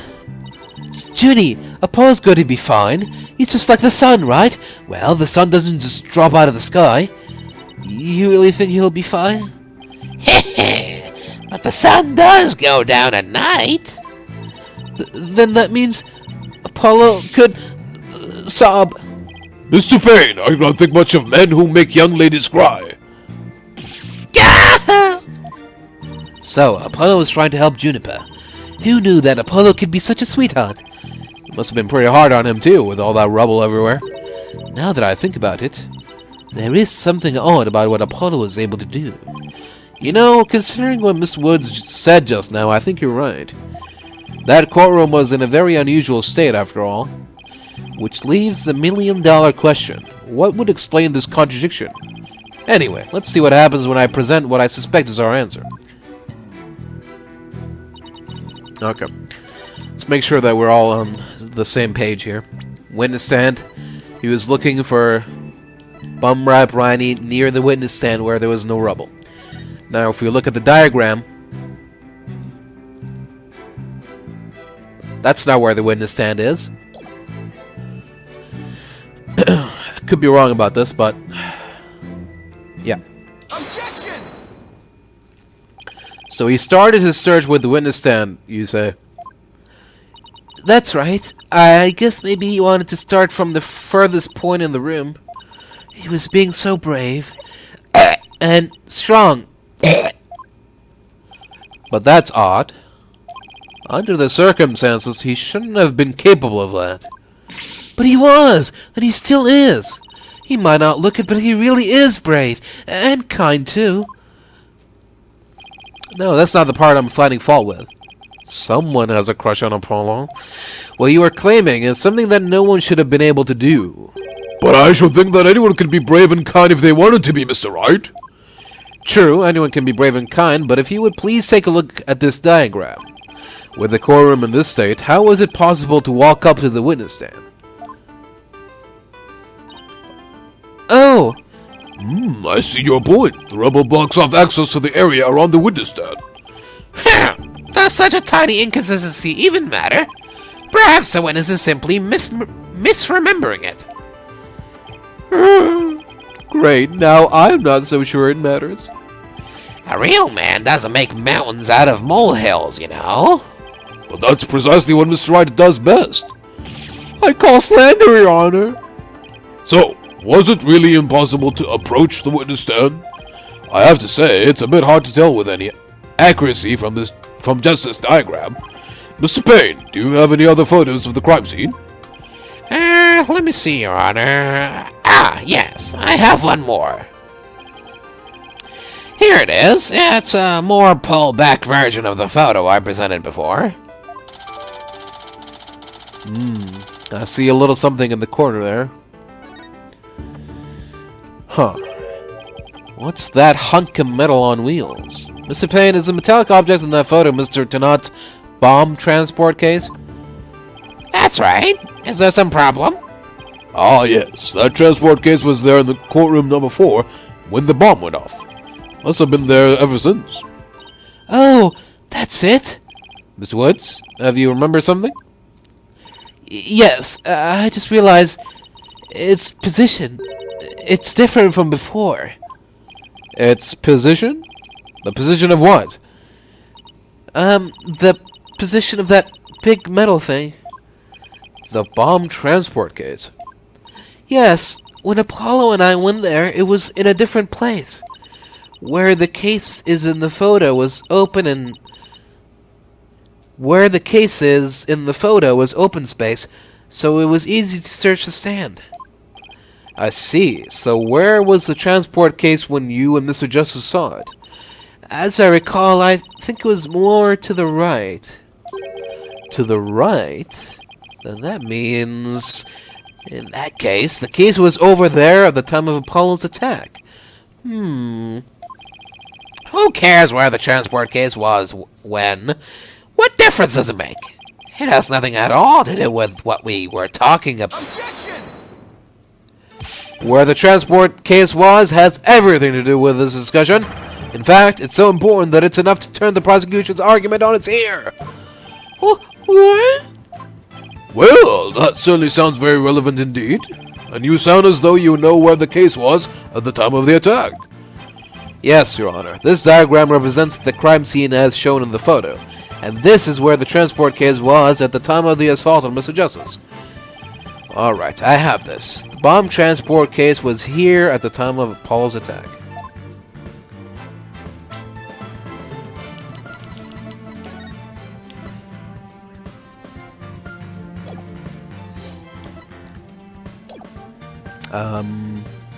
Oh, hold on.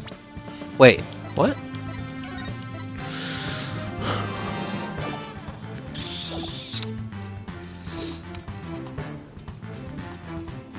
Oh, a bit to the right, so it would have been here.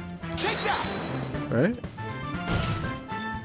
Your Honor, I assert that this is where the transport case was at the time of the assault. But that's... Inconceivable! Miss Woods, was this where the transport case was when you saw it? Yes. Yes, that's where it was. Thank you, Miss Woods. I'm sure the court has noted an interesting fact about this position. The transport case covers up the writing in blood. Exactly. If the transport case was in that position at the time of the assault, then no message could have been written there because the case was in that way. Which leads us to conclude that Mr. Justice couldn't have left that bloody writing. Why should we believe the defendant's claim that the case was in a different position? He's obviously lying! Objection! The fact that the case was moved after the assault on Mr. Justice is proved by more than Miss Woods' testimony alone. What? And where is this proof you're talking about? It's right here in the crime photo. I'm keen to see this proof myself, Mr. Wright. What in this photo indicates that the transport case was moved after the assault? The fact that it's not here anymore.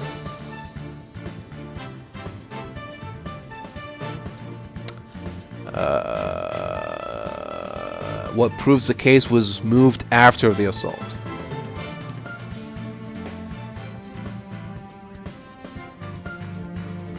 Wait, there's more. Oh. Is it upside down? Moods? What's the name of the cop? Oh, Ted Turnabout. Okay.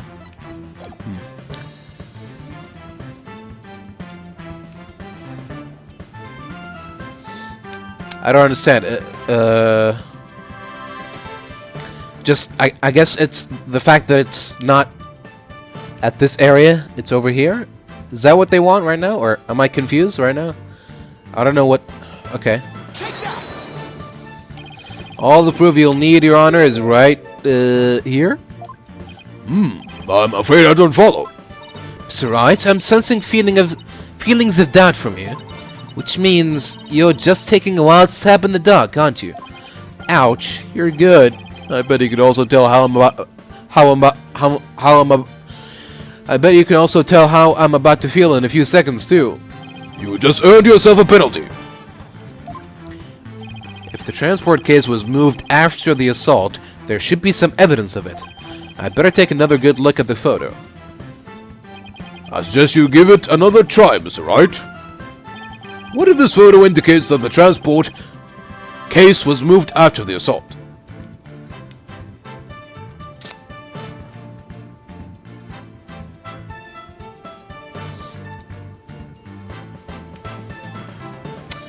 I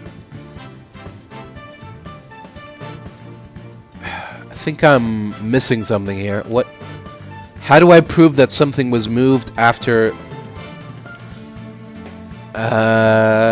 There's no. Oh, okay. There is some tracks, but these tracks could have been from yesterday or the day before. Oh, they're on the bandages. Oh, okay. Never mind. I take it back. Take that. Please take a look at the mark that runs over Mr. Justice's bandages here. I see it, but what is it? This mark was made by one of the casters from the transport case carrying the bomb. As the case was moved, it ran over his bandages. In other words, the transport case was originally to the right of Mr. Justice. Then, after Mr. Justice was assaulted, the transport case was moved. What? Just as Miss Wood said, the case was covering the writing at the time of the assault. Therefore, it was impossible for Mr. Justice to have left that message in blood. No! Fuck. Well, there goes my voice. You did it, boss. It was a real nail-biter, but you pulled it off. Yeah, that should bring down the prosecution's claim like a house of cards. Order! Order in the court! Mr. Wright, that was a very clever deduction. Ah, it was nothing, Your Honor. Nothing but pure genius. Take that! Boss, I'm sensing a definite smug and braggy vibe coming off of you. I have just one question, Mr. Wright. Yes, Your Honor. If Mr. Justice didn't leave this message in blood, then who did? Ah? What? Oh! Well... looks like I should have taken that train of thought through to the last station. Well, I've heard a lot about this. So, this is Mr. Wright's famous bluffing technique, is it? Ah, this feeling. It brings back memories of the old days. Back when you carved out a name for yourself by bluffing your way through thick and thin. Gee, Mr. Wright, the judge kind of makes you sound no better than a two-bit con man. You made your argument with such confidence, Mr. Wright. Now I'd like to hear your answer with just as much confidence. Hey, until the judge asked the question, you didn't catch on either, Buster. What now, boss? I hope you didn't bluff your way into a corner. Think, Phoenix, think. There must be a way through this. I have to dig my way to the truth somehow. Who could have written that message in blood? If Apollo didn't leave that bloody writing, maybe it was Apollo's attacker who wrote it and made it look like Apollo did it? That seems like the most reasonable explanation. But wait a minute. I just realized something, boss. What is it? Look at the amount of blood in the photo. It doesn't look like Apollo bled very much. I wonder if it's even possible to write out Woods with just this much. Hey, you're right. Good thing Apollo didn't lose that much blood. That might be a factor in why he survived the assault. And since there was so little blood, that pretty much rules out his attacker, huh? I guess so. But if it wasn't his attacker, Then who else could it have been? Who could have written that message in blood? The culprit.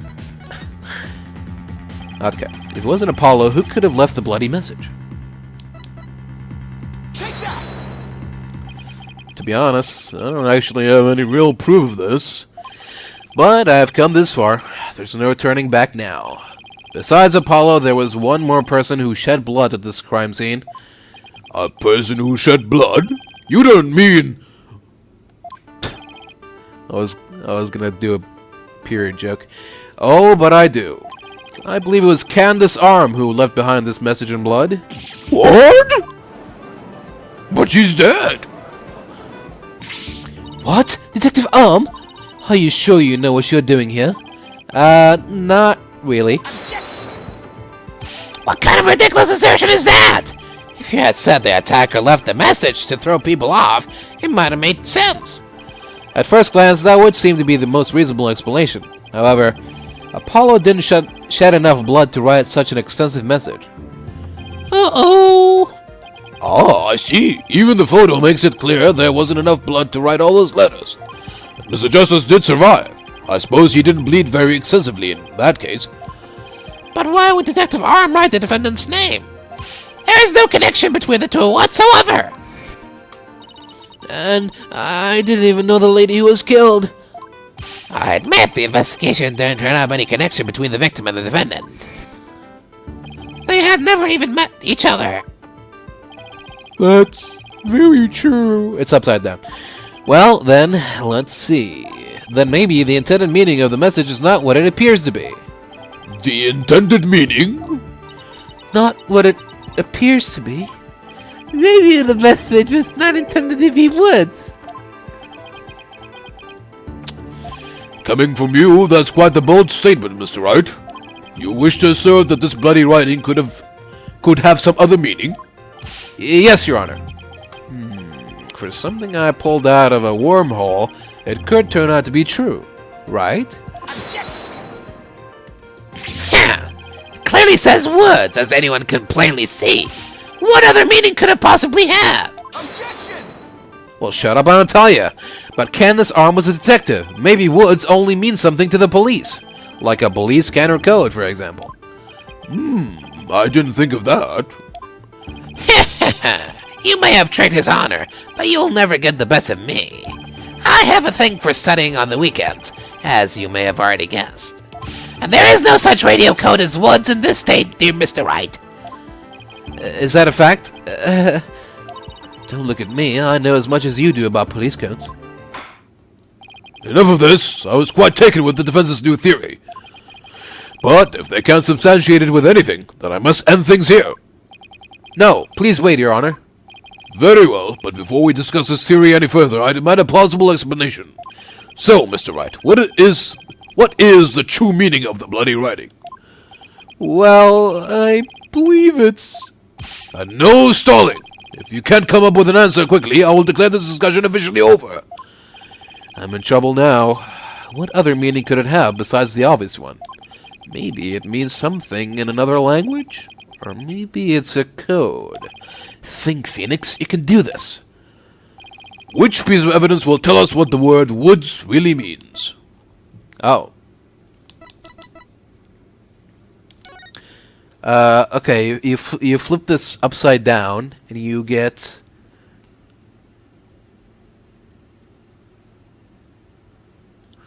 What do you get? 5... No.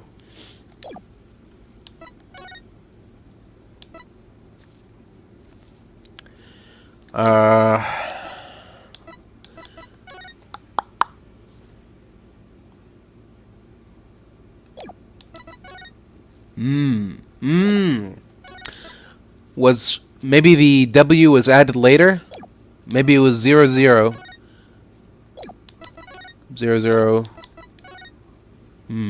No, that still doesn't... I don't know.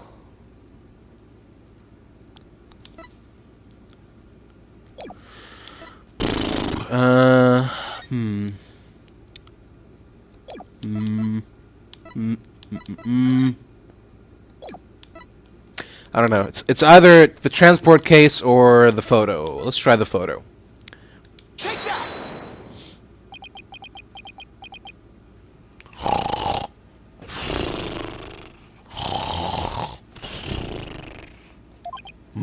What exactly is your point, Mr. Wright? I thought this evidence was supposed to tell me what woods really means. But doesn't it, Your Honor? Are you asking me or telling me? I guess I'll let you be the judge of that. Yes, I'll do the judging around here, and I judge you deserve a penalty. That didn't go over well. But I just know there's something here that looks like the word woods. Now then, let's try that again, shall we? Which piece of evidence will tell us what the word woods really means? Okay, we'll try the transport case then. Take that! The bomb transport case? I've about had it up to here with your shenanigans, Mr. Wright. Take a look at the numbers on this case, Your Honor. L10015R. Doesn't this string look vaguely familiar? What does that have to do with anything? What could those numbers possibly have to do with the case at hand? Now, please take a look at the bloody writing shown in the crime photo.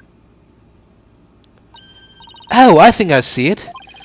That a girl? That's one on my side. It says, woods. Or you could say it's a horse of a different color, Your Honor. The first character isn't a W, it's actually an L and a 1. What? Now, hold on. Now, that's a stretch. An L and a 1. It's a retarded-looking 1. How's that? A 1, whatever. And the next two are zeros. Oh, my goodness! The true meaning behind the bloody writing isn't Miss Wood's name. It's the number engraved on this bomb transport case. What are you talking about? The next part doesn't make any sense. The next number is a 1, but the bloody writing says D. Objection! But the number on the case and the bloody writing can be made to match up quite easily. This is how the number on the transport case can be made to match the bloody writing.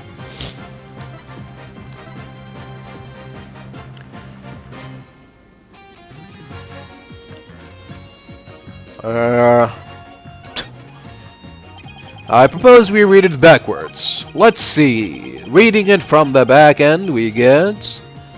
Store. I see. And what does that mean? I believe there was someone connected to the case by the name of S. Doe. Wasn't there, Your Honor? Who in the world is S. Doe supposed to be, boss? I'm afraid there is no such person connected to the case. Yes, well, I guess I expected much. If you knew, then why'd you ask? I guess reading it backwards was a big bust. Please try again, Mr. Wright. This is how the number on the transport case can be made to match the bloody writing. L1... Okay, so he's saying that... Okay. So W is L1, and then 00, and then D.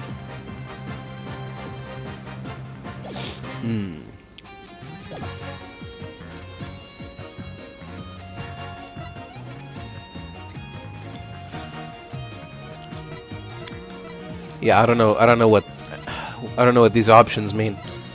Erase one line. Erase where?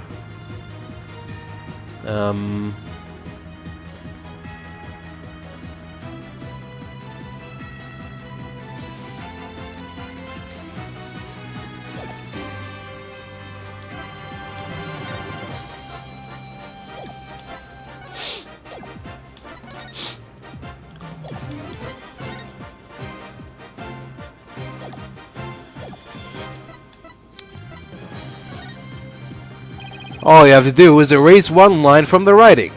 Erase one line from where? Anywhere you like. Anywhere I'd like. Alright, I'll erase one of the O's. What? And what is that supposed to mean? Your state of mind. I believe it stands for wise, optimistic, dauntless, and serene. Boss, what in the world? There's no time for a psychology test. I can't say my state of mind is exactly serene right now, Mr. Wright. I guess erasing just one line won't do the trick. Mr. Wright, please refrain from making things up as you go along. Now try again.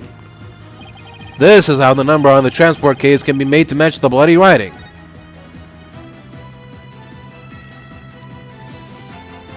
Please erase the third downward stroke of the W and the curved part of D. Okay, fine. Well, would you look at that? LOL, it says. Leos? Lewis? No, Your Honor. This isn't meant to be read as a word. It's the number L10015, which, if you take away the final R, it's the exact same number that's on the bomb transport case. We all know what that means. Erase 2 lines and they match up, you say? Well, I could change anything into anything else simply by erasing 2 lines. What if we erase 2 lines from your name? Would you be happy as Mr. Rye? Well, would you, Mr. Ray? Only right spelling is right. Okay, I'm doing pretty well here, and I think I've drawn the right conclusion. Detective Arm's real message to us is the bomb transport case number. Your Honor, the 2 lines were added by the real culprit to intentionally mislead people. What? The original message Detective Arm left behind was the transport case number. But whoever assaulted Apollo changed the message. If you're right, boss, then what do you suppose Detective Arm was trying to tell us? Good question. What does this number represent? Do you see this number here? That is my identification number. Yep.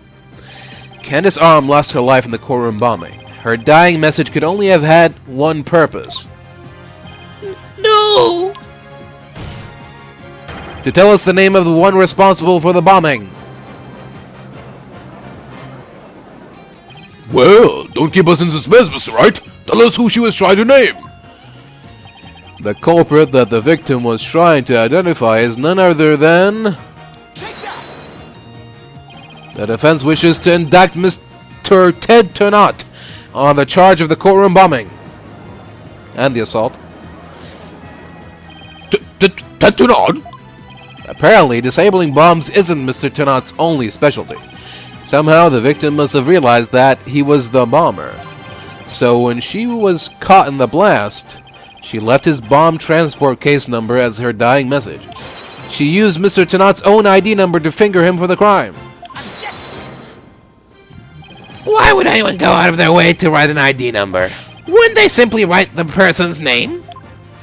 He's got a good point there. What do you have to say to that, Mr. Wright? That only Detective Arm would know the answer to that, but allow me to offer a theory. Perhaps Detective Arm couldn't recall Mr. Turnabout's name in the heat of the moment. As I recall, this was the first meeting between the two.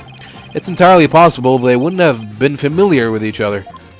Or maybe using the ID number was a way to hide its true meaning from the real culprit, thus lowering the odds that they would erase the bloody writing. But no matter what the reason, the important thing is the meaning behind her message. The fact remains she wrote Mr. Turnabout's ID number. Now, just one moment here.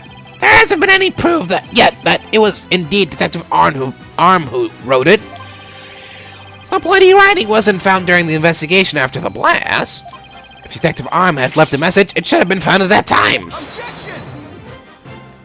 Naturally, Mr. Turnabout hid it before anyone could discover it. And there's a simple explanation for how he was able to do so. What?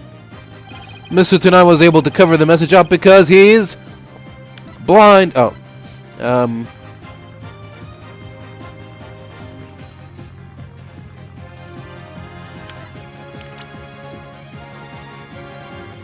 Hid it before anyone could discover it.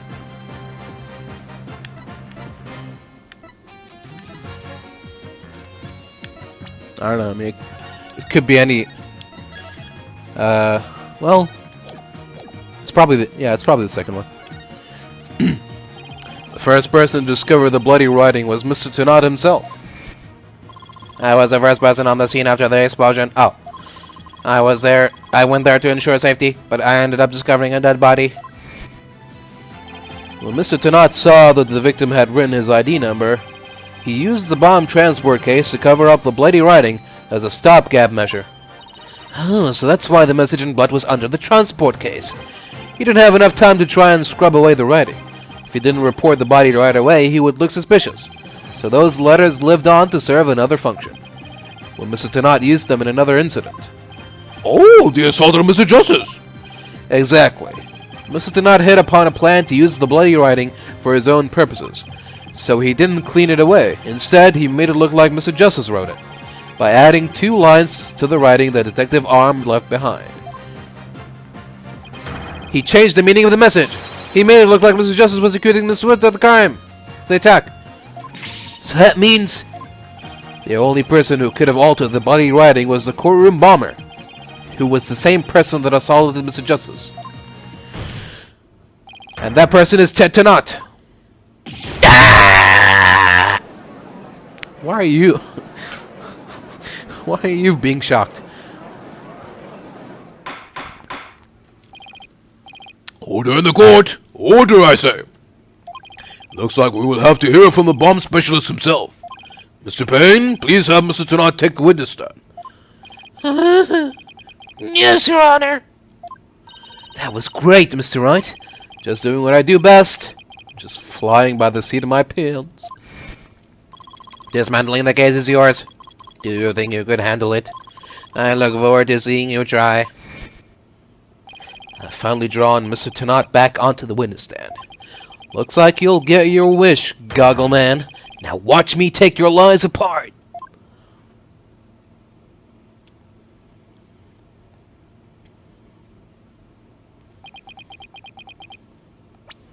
Alright. Just a second, I'll be right back. Alright then, well. This should be it. Final showdown. The moment of truth. All the guns are pointing. All the guns of accusation are... Not accusation. The guns of accusation. The accusatory guns are all pointed at Mr. Tanat. And now the ball is in his court. Your move. Tanat, let's see what you got to say for yourself. Or, let's see what your little widget there has to say. Mr. Tanat, I'm afraid we have a few more questions for you. I understand the situation, Your Honor.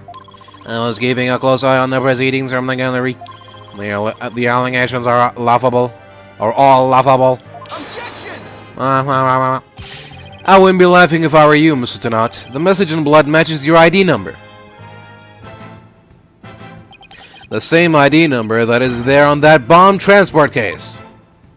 Such a far-fetched theory. No better than a tangled ball of wires.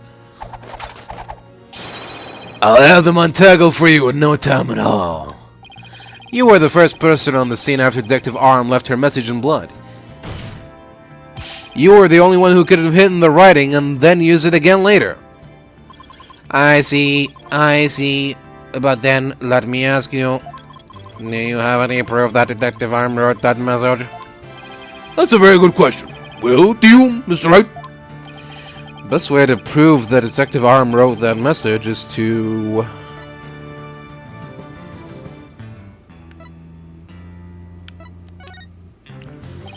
Your Honor, I request that a DNA test be performed on the blood itself. Once we know whose blood it is, it will be obvious as to who wrote the message. Very well. Bailiff, please put in a request for a DNA test with the forensics team. Yes, Your Honor. It will be some time before we have the results of the analysis. Till then, let's hear more from the witness. I would like nothing more, Your Honor. I want the court to hear how ridiculous the defense's theory is.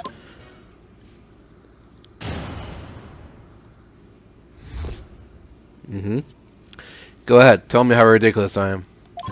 I admit I was the first one on the scene after the explosion, but there was no bloody writing there at that time.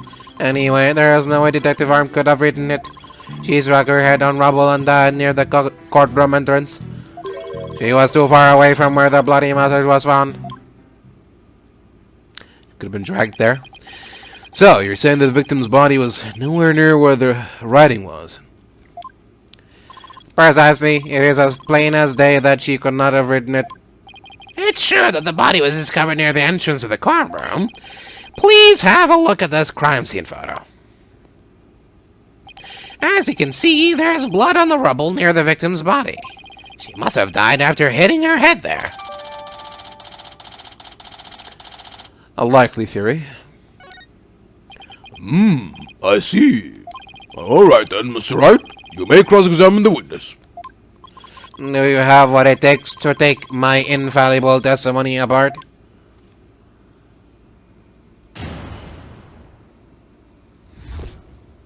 You do your job, pal, and I'll do mine.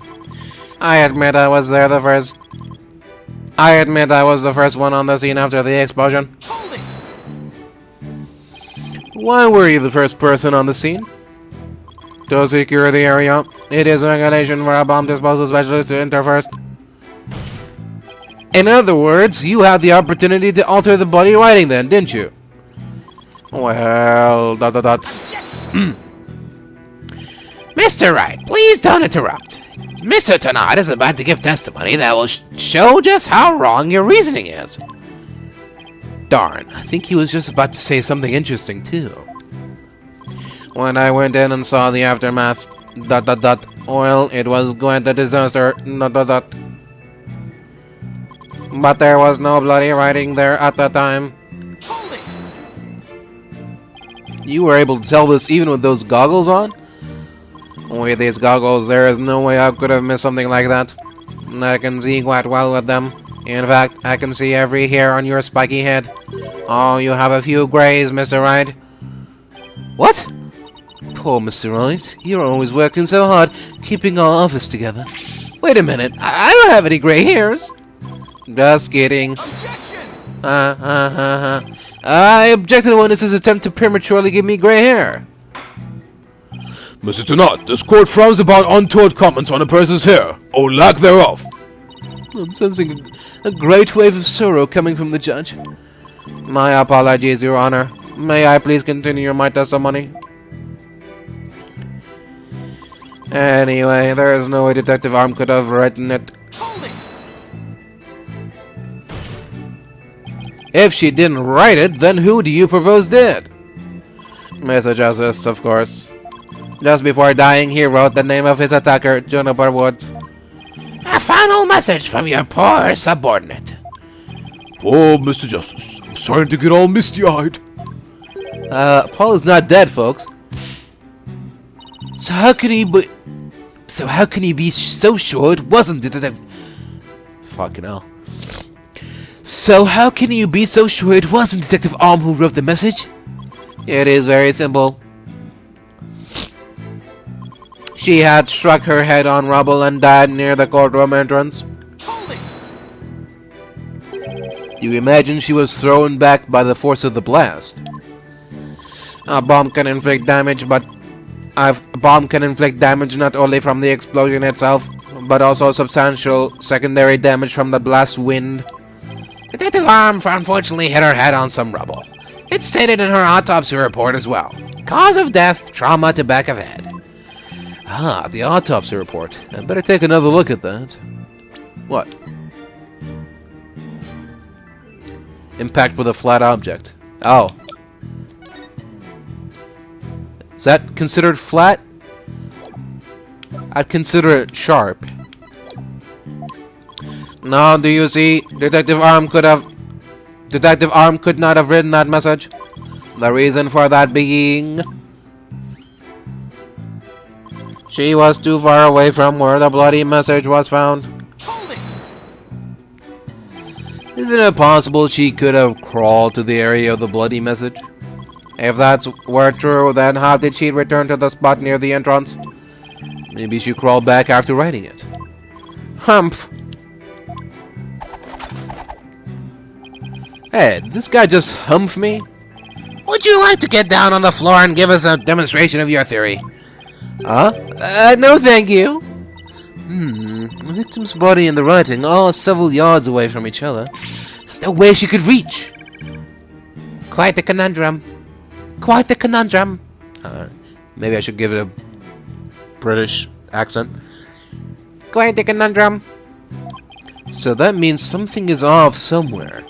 Must be a contradiction. Ah, maybe the body was moved. But that doesn't explain how blood got onto the rubble. What if that was done by the real culprit after the fact? If that's the case, then something about that might contradict the evidence we have. Okay.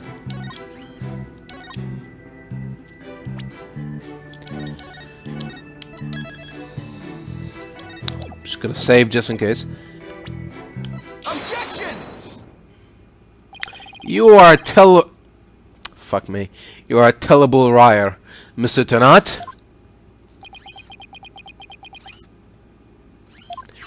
Take a look at this autopsy, specifically the part about Detective Arm's head injury. Cause of death, trauma to back of head caused by impact with a flat object. Yes, what about it? Now take a good look at the bloody piece of rubble. It's sharp and pointed.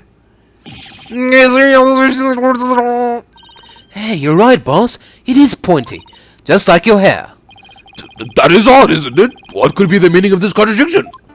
I believe it means the victim did not hit her head on this piece of rubble. The bloodstain you see is just another fabrication. Its purpose is to mislead us into thinking the victim died near the courtroom entrance. Are you claiming the culprit moved the victim's body? That's exactly what I'm claiming. The victim hit her head at some other location, most likely on the floor or some other flat surface. And this location was somewhere near where the bloody writing was found. In that case, she definitely could have written the message. Your Honor, all the results of the blood stain analysis. Ah, very good timing. Let's take a look. According to this report, the message was written in Detective Arm's blood. And as the defense claims, only the parts of the message that were added afterwards were written in Mr. Justice's blood. It would appear that the defense's assertion is correct after all. Well, there we go. Yes, you did it. You were right, boss. Now I have to drive it home. I'll have to take a good look at the bloody writing analysis later. The lines that were added later were found to be written in the blood of Apollo Justice, age 23. Okay. Yep. Basically everything that we already knew.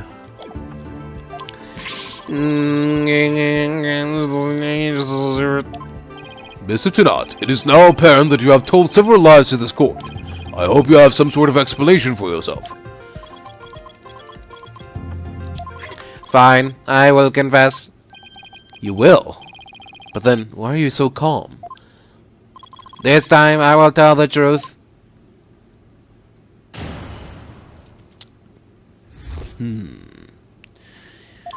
It is true that Detective Arm wrote my ID number. She very plainly wrote L10015R. I was shocked, but I did not detonate the bomb. Detective Arm must have mistaken me for the real bomber. Not wanting to be accused, I moved the body and covered the writing. My bad. I see. So it is your assertion that you merely moved the body. Is that it? That is correct. I did not kill Detective Arm. Oh, well, if that's all you did then... wait a minute! That in and of itself is a criminal act! Glad to see you finally crossed that finish line, Your Honor. Very well then. Your cross-examination, please, Mr. Wright.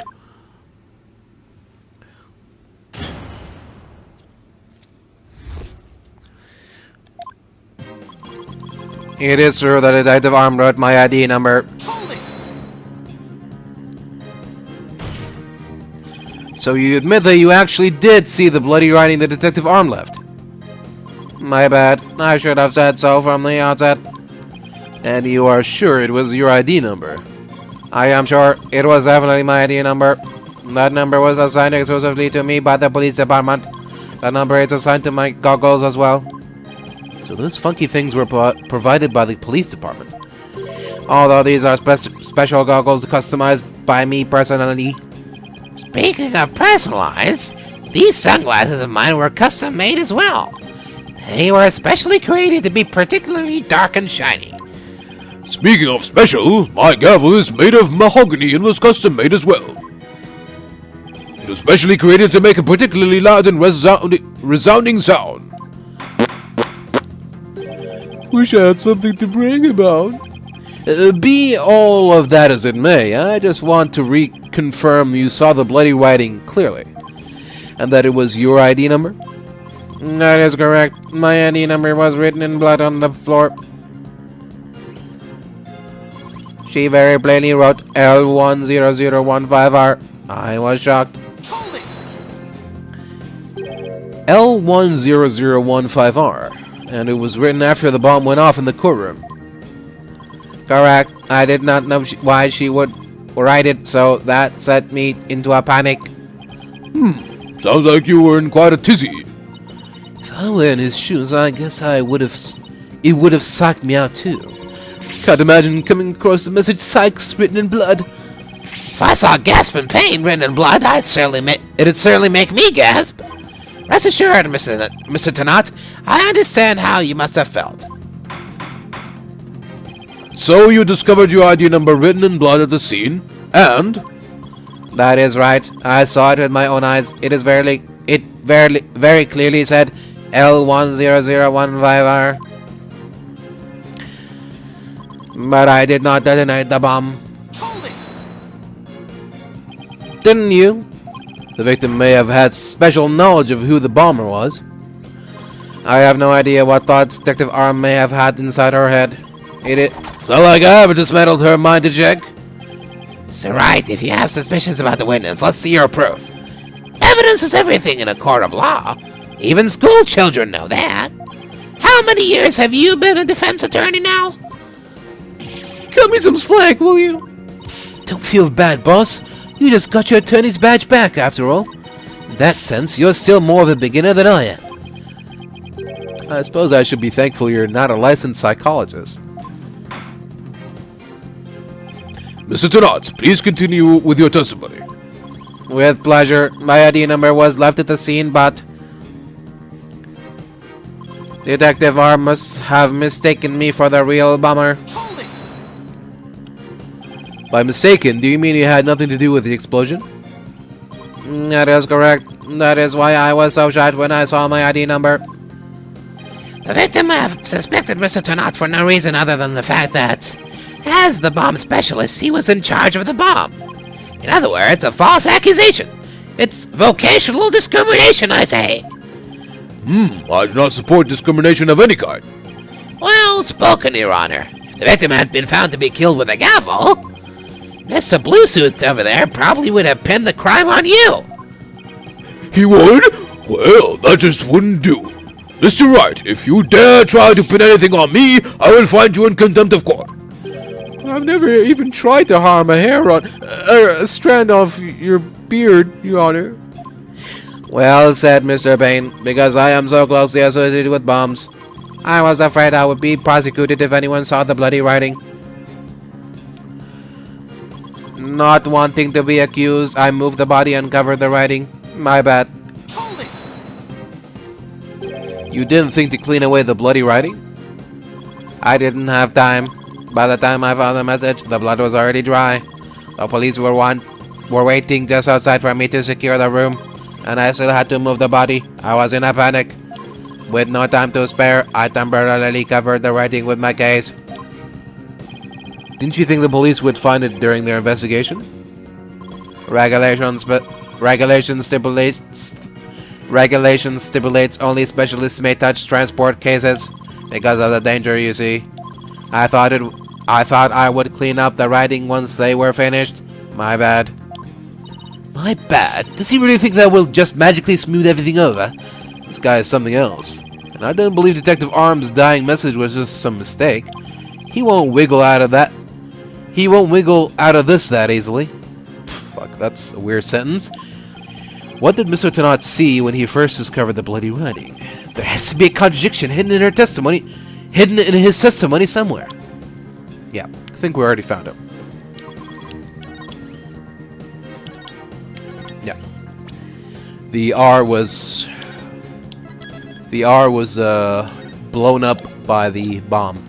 So that means it was written before the bomb went off.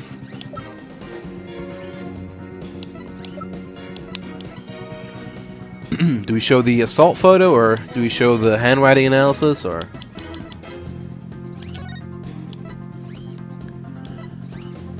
You'd think that they would both work, but let's do this one instead. They should both work. They should, but let's see. Objection! I just want to make doubly sure that L10015R is really what you saw written in blood. Yes, it very clearly said L10015R. But that's odd, because that's not what I see. Objection! What on earth are you babbling about now? Wasn't you who claimed that the bloody writing was his ID number in the first place? Take a good look at the photo in the bloody writing analysis. Now tell me, does it really say L10015R? Eep! Something is missing, isn't it? And that something is the final R. What is the meaning of this, Mr. Turnabout? Oh, right. Now I remember. There was no R on the end. It was just a slip of the finger. My bad. Come back, my beautiful contradiction. Come back. Mr. Wright, I'm not so sure it was just a simple slip of the finger. You have something for me, Athena? I sense that he's extremely agitated, almost panicked. He does look pretty flustered. Well, Mr. Wright, it appears it was nothing more than a mere mistake. Even though I asked him to confirm it 5 times. I don't know, did he really just make a typo? What about that R? Did Mr. Turnabout really see it?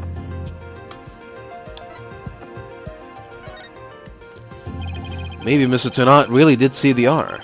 But there's no R anywhere in the bloody writing. What's going on here? Oh, are you telling me you fucking idiots still don't see the R? Right there, next to the 5? Huh? Now that I take another good look at the photo, I think maybe... That's it! What is it now, Mr. Wright? Are you trying to imitate Apollo and his cords of steel? I've got it. So that's what happened. A slip of the finger.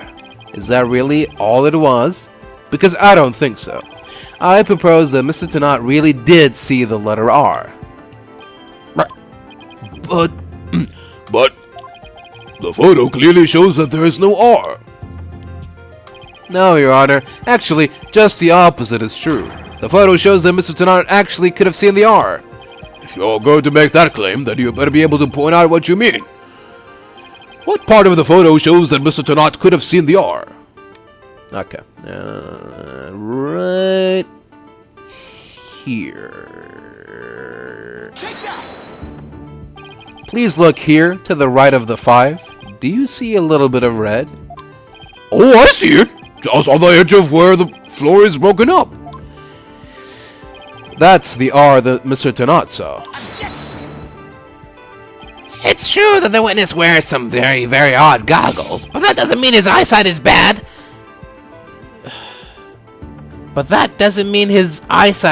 Nor his brain power. What part of that little smudge looks like an R to you? Objection! Do you see what's next to it, retard? But what Mr. Turnabout saw wasn't that little smudge. There was a whole and complete R written there, before the floor was damaged by the explosion. Oh, well, that explains it. Oh? Wait a minute! Care to explain what you mean? Because you just proposed that everything happened in the exact opposite order. Yep, because that's the way it really went down. The timing of when the R was written turns everything about this case around. Now then, if the floor is damaged by the explosion, when was the message written? I can't afford to make any jokes now. With the bloody message running off the edge of the damaged floor like that, we can only conclude that it was written before the explosion. But that's ridiculous! If that were true, it overturns your own premise. That's right. It does. In fact, it turns everything upside down. The victim was not killed by the explosion in the courtroom. She was killed before the explosion ever occurred.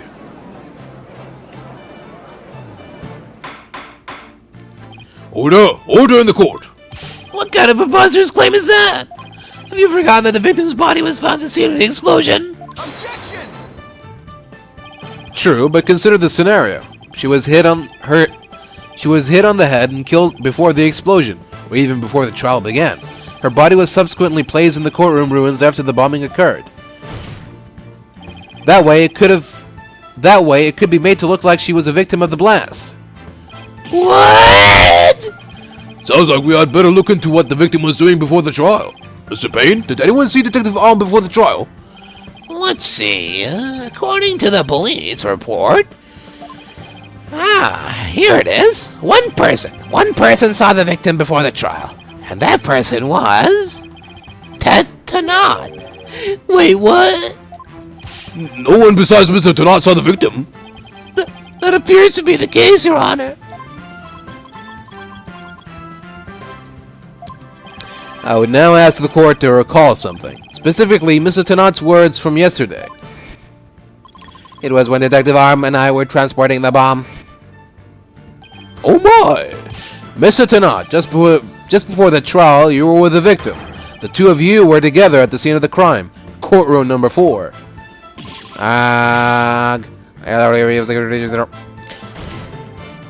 Your Honor, the defense requests new testimony from Mr. Tanat.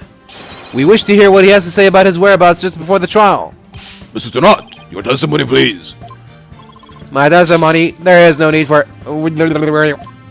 He's completely unnerved, Mr. Wright. You must have hit the nail on the head. Because you were the one of the courtroom. I heard these all your... Yeah, blast this thing! I was only in the courtroom with the victim because of our work. I swear I was only transporting the bomb there. Objection! You and the victim were alone together at the scene of the crime. In other words, you certainly had the opportunity to commit murder, did you not? Dusk. Do you always leave yourself so open to attacks, Mr. Wright? What now, Mr. Payne? Yes, Mr. Tanat may have had the opportunity to kill Detective Arm, but an important piece of your assertion is missing. What important piece? The murder weapon. What do you claim was used to kill the victim? Mr. Payne has a point. Even if Mr. Tanat had the chance without a weapon, we can't accuse him of the crime. Well, Mr. Tanat? Oh, yes, that's right. I don't have any sort of thing that could be used as a murder weapon on me. I couldn't possibly have killed Detective Arm. Did he really have nothing he could use as a murder weapon? What is it, Athena? Just looking over the victim's autopsy report, I'm hoping there's something in here that can point us in the right direction. Well, it does say that she died from trauma to the back of the head with a flat object. Yeah, and to inflict that specific kind of injury, all you would need is a flat surface, right? A heavy, blunt object with a flat surface could definitely be our murder weapon. Well, Mr. Wright, can you indicate for the court what was used to kill Detective Arm? I believe I can. Believe being the key word here. You can? Then please do so now. What did Mr. Tanat have that could have been used as a murder weapon? Ooh. I was thinking the replica bomb, but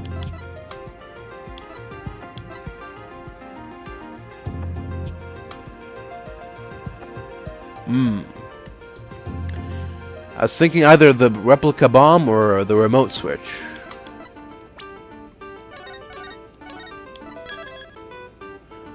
Let's say remote bomb first. Take that! Mr. Tanat, you say you didn't have anything that could be used as a weapon, but in fact, you had the perfect thing. What? What the devil are you talking about? You had this. That's the bomb! I thought you were trying to prove that the victim wasn't killed by the bomb blast. The bomb blast, no, but I believe Candace Arm was killed with this bomb. Because this is the blunt object that delivered the fatal blow to her head. Please recall the description of Detective Arm's head wound.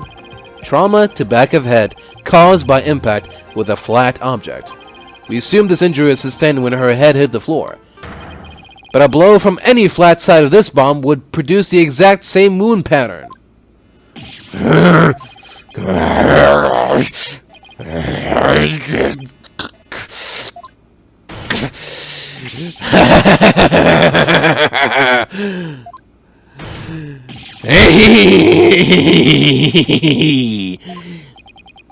What's with him?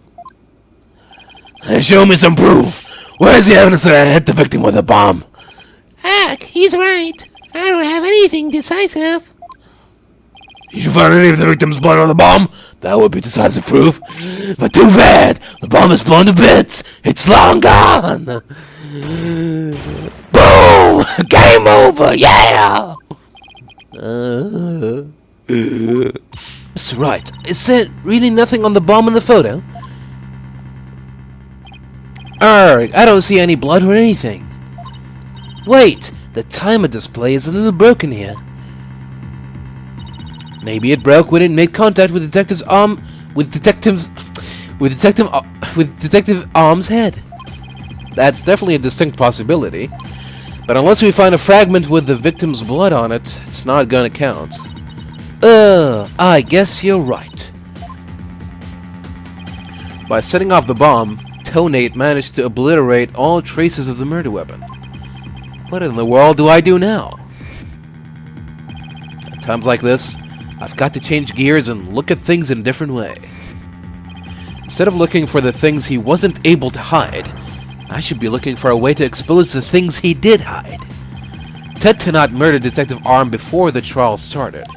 Then he placed her body in the courtroom after the bomb went off, which means there was something he needed to keep hidden until then. I think I have just the thing. Time to present the photo that shows exactly what Mr. Tennant had to hide.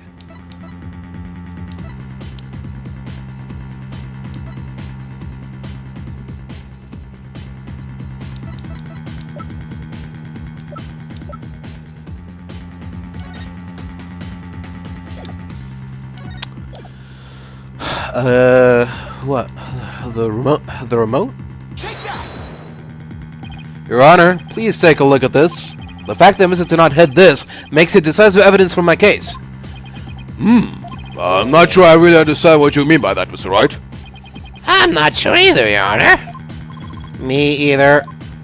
Here's the penalty to inspire you to make more comprehensible assertions in the future. Okay. I guess we were wrong there. Oh.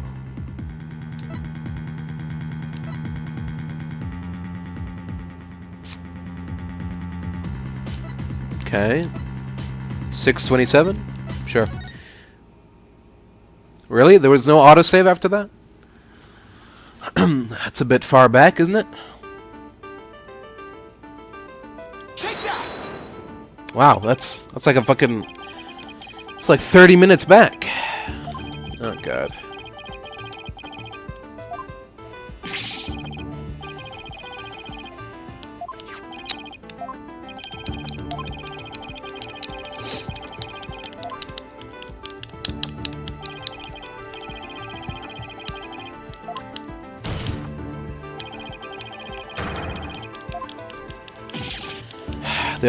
The only time I don't save is when I fuck up. It always keeps happening. Alright, well, as we wait for this to finish, let's think about what this photo that we're supposed to present. What is the thing that he's trying to hide? The wound?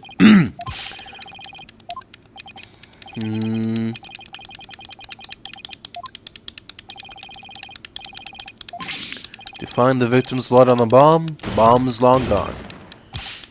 Boom, game over. Nothing on the bomb, the photo.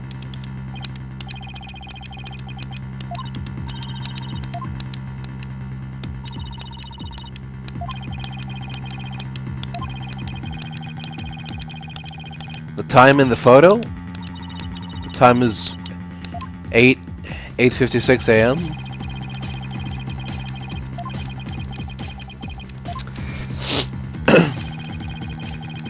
Times like this, I've got to change gears and look at things differently. Instead of looking for the things he wasn't able to hide, I should be looking for a way to expose the things he did hide. Oh, things he did hide. He murdered Detective Arm before the trial started, then placed her body in the courtroom after the bomb went off. Which means there was something he needed to keep hidden until then, and I think I have just the thing. Time to present the photo that shows exactly what Mrs. Tanaka... Wait, are you telling me that he hid her body inside the case? Is that what I'm supposed to present?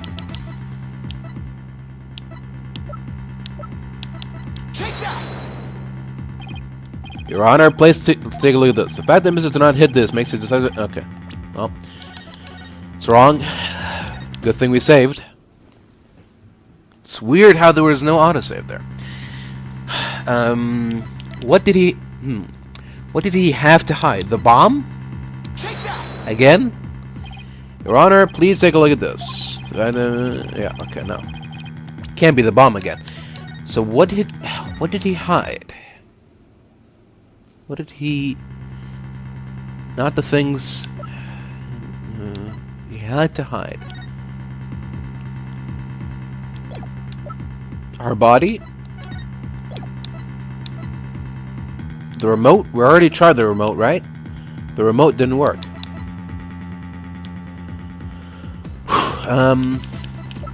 Okay, we'll try this photo. Take that!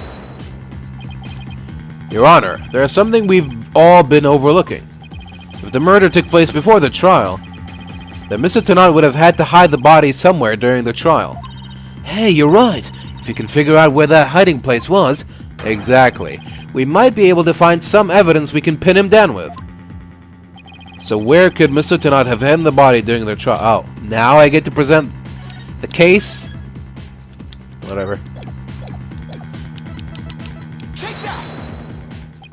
Wait, a box big enough for a body. A box that was in the courtroom the whole time.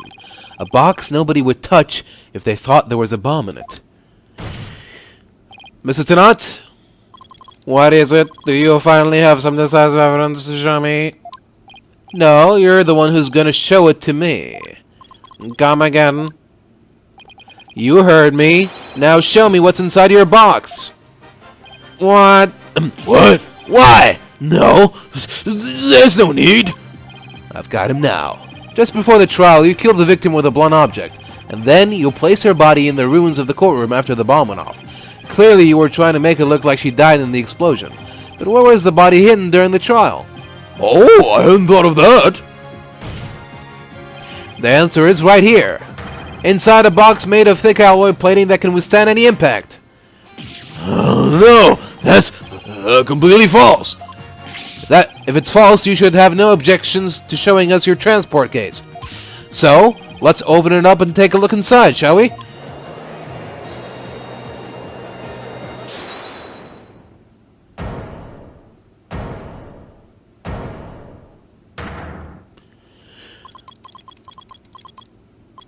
Let's not if you value your life. What's he up to now? Remain calm and listen carefully. This bomb will detonate in 5 minutes. What? Huh? I repeat, this HH-3000 will detonate in 5 minutes. What's going on? Your Honor, I recommend you adjourn this trial before this bomb goes off. You mean this replica? Mrs. Donat, are you threatening me? Hey. I am the only one who can disable this bomb. If you do not want to die, your only option is to listen to me. Mr. Tanat, didn't you say that's just a training model? A fake to practice on? I did, but I also lied. This is the real deal. This is the HH-3000. But the HH-3000 was used to blow up courtroom number 4, wasn't it? How do you know it was the real HH-3000 that blew up courtroom number 4? Huh? The bomb that blew up the courtroom was a different one. One that I made. What? Then are we to take that as a confession on your part? Take it any way you would like. Just before the trial, I took the HH-3000 out of the stuffed animal and put my own bomb into it. That was the bomb that exploded and destroyed courtroom number 4. Mr. Tenard, please be reasonable. You really expect us to believe a crazy story like that? The HH-3000, it is so unique. I had never seen anything like it. It is so unique that I could not replicate the detonation mechanism. So, I just had to have it. Besides, did anyone look inside the stuffed animal during the trial? Did anyone check to see if it really was the HH-3000 in there? But I must confess, no one opened the stuffed animal to check. So there really is a possibility that the bomb was switched out? No, not a possibility. A certainty. I did it. So he's had a real bomb with him this whole time? You had better get out of here while you can. You do not have much time.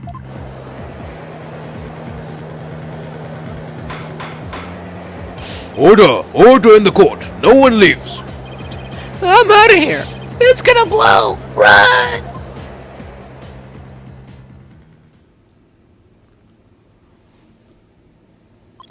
You 4 are still here. Well, well. Aren't you brave? It just wouldn't do for the judge presiding over this court to run. But that horrible explosion the other day... The judge looks like he's about to book it for the nearest exit any second. As for Mr. Payne... That is... And he's off. Mr. Wright, what do we do? It'd be pretty pathetic to run now, wouldn't it? But the bomb might really go off. Only 3 more minutes, folks. Is that bomb really the HH-3000? What should I do? Can't run now? Well, it's been fun, but I will be going now. With my dear, dear HH-3000, naturally. Oh, and by the way, I would advise against having me followed. Even with no remote switch, this bomb can still be triggered manually. Even if I think I am being followed, I will detonate it on the spot. Farewell. Hold it! You're not going anywhere, Tetanot. Oh, Your Honor, there is no reason to be afraid. That bomb is a fake. Are you sure, Mr. Wright? Humph. More of your famous bluffing, even at the risk of your own life. Mr. Wright, none of your bluffing now. Not at a time like this. Lives are on the line here. I'm not bluffing, and I have proof. You do? Yes, of course, Your Honor. It's right here in the photo of the bomb, clear as day. Proof that Mr. Tenot's bomb is not the real HH-3000. Really? Out with it then, immediately. Where's the proof that Mr. Tenot is holding... Where's the proof that what Mr. Tenot is holding is not the real HH-3000?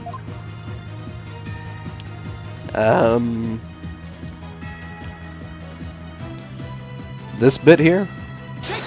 Am I gonna get penalized for this? The proof is here. Mr. Wright, are you guessing at a time like this? I'm sorry, Your Honor. Let me try again. The bomb is missing something it should have if it were... Oh, the crack? Okay. That's the proof that's why they zoomed in on the count. Okay. Alright. If the bomb doesn't get us, the judge definitely will if you don't get this right. Try again, Mr. Wright, and no guessing this time.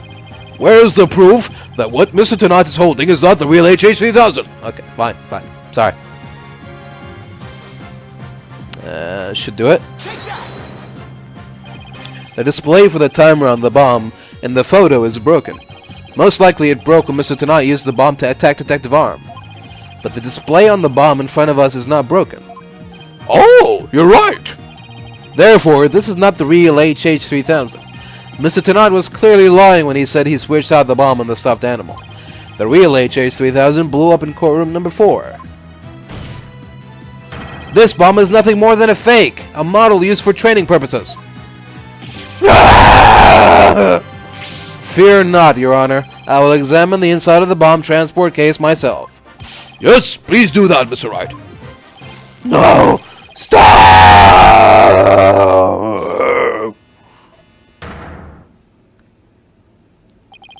What is that? Is that ketchup? Just as I expected. Your lies have all been blown to bits, Mr. Tennant.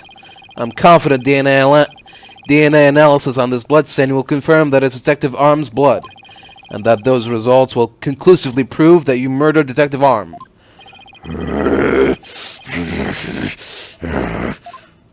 How about it, Mr. Tennant? Think you can dismantle this decisive evidence?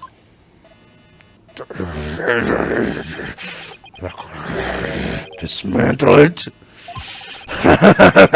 You're too late! You missed your chance to run, so now you're out of time! This HH-3000 is about to explode! Don't try to threaten us, Mr. Tennant. I've already proved that your bomb is a fake. It's real! This bomb is a real thing, I tell you! It's real!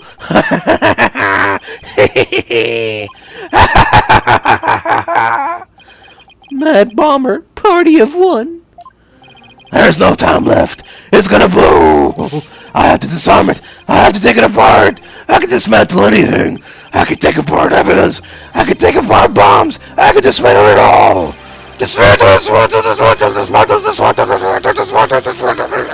I'm not gonna make it! Only one thing left to do!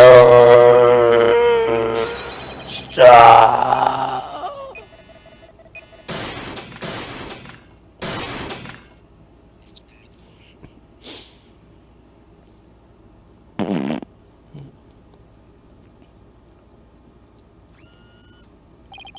Made it!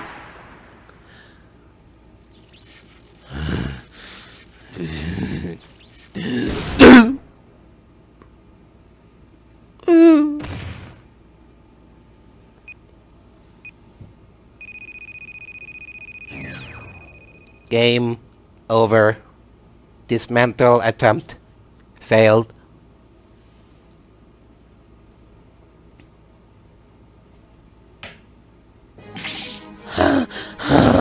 It's all over. My life has been blown to pieces. It's all that stupid woman's fault. I was selling the bombs I disarmed on the black market. When I tried to take this one, she just had to notice, didn't she?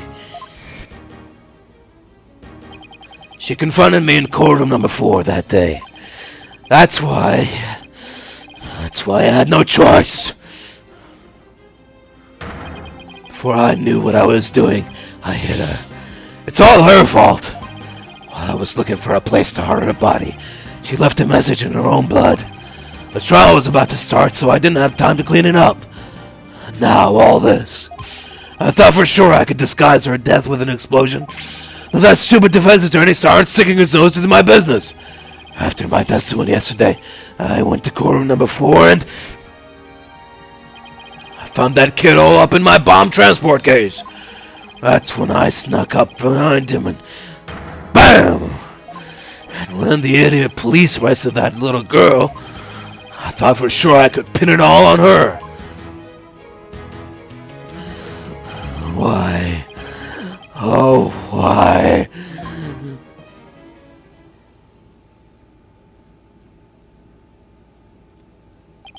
Ted Tennant, you are hereby under arrest. On suspicion of the courtroom bombing and the assault on Mr. Justice. Your innocence or guilt will be determined at a later trial. Now then, I see that members of the public have returned to the gallery. One person, however, seems to still be running far, far away. Be that as it may, I will now announce Miss Juniper Woods' verdict. Not guilty.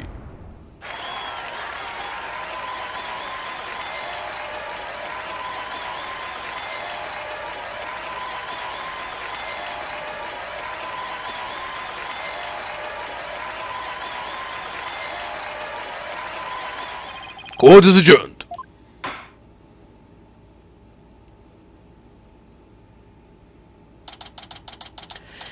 December 18th, 12:31 p.m. District Court, Defendant, Lobby, number 5. You did it, boss! Yeah, I guess we managed to pull it off somehow. So many mysteries cleared up all at once. It was amazing.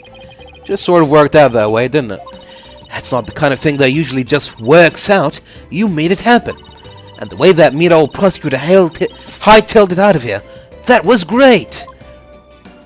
Mr. Wright, Athena, thank you for everything you did for me. I'm so happy for you, Ginny. Now you can go back home to the forest in peace. I hope the both of you will come and visit me there sometime. That would be nice. Thank you for the invitation. I don't know, Mr. Wright. I'm not so sure you could make it all the way up to Junie's house. How high up do you live again, Junie? Around 3,000 feet, I think. What? That's no forest. That's a mountain. But, you know, boss, there's something that still bothers me about the case. One little mystery we never got around to solving. Oh, that? Yeah, I was wondering about that too. Is this the unsolved mystery you're thinking of? Take that! Eh? That wasn't the thing I was thinking of. Glad mind reading isn't my day job. I was wondering about the missing remote switch. Oh, well, that too, yeah. Right, that unsolved mystery. Haha, I was just testing you. Oh, so you were looking to get a reaction out of me, eh? Now, always remember, the trial isn't really over until you get back to the office. Even if you get a not guilty, you still have to remember to stay sharp. In other words, don't gloat too much over a victory, right, boss? Thanks for the tip. But I still wonder where that remote switch disappeared to. Maybe Mr. Tonnant just got rid of it somewhere. Yeah, it is a pretty big thing to leave unsolved, though. Well, let's leave it up to the police to find. Hopefully, we'll find out someday. I guess you're right.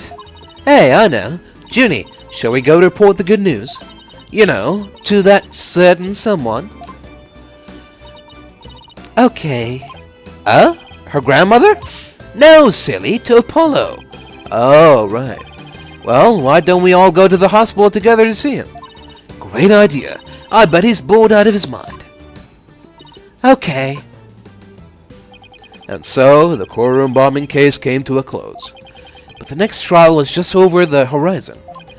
There is never a dull moment with so many lawyers in the office, that's for sure.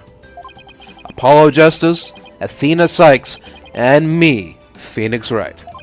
Between the three of us, there's no case we can't solve. When our powers combine, we're an unstoppable team. At least, that's what I believed.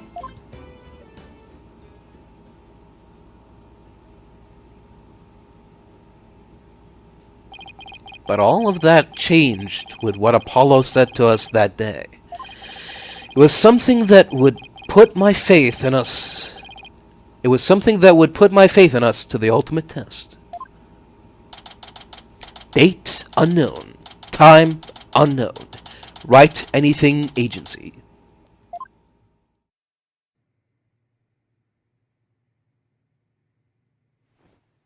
Sorry, but I'll be taking a leave of absence. Wait, what do you mean by a leave? Can you at least give me a reason why? I can only say that this is something I must settle on my own.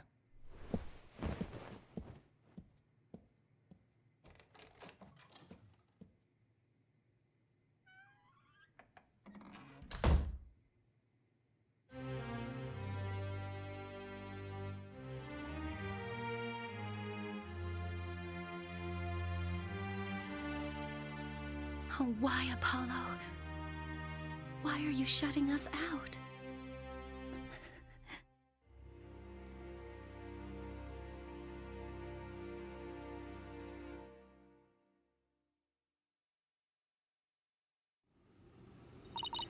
What happened to you, Apollo?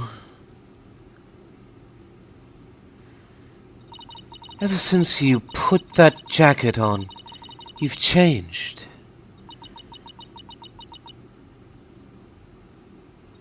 And now, for whatever reason, all my mind keeps doing is returning to the day I first met you. We had tackled our first case together, he and I, this past spring. And as we did, I came to know who he is and how he thinks. It was a very peculiar case, one in which the victim was killed by a mythical creature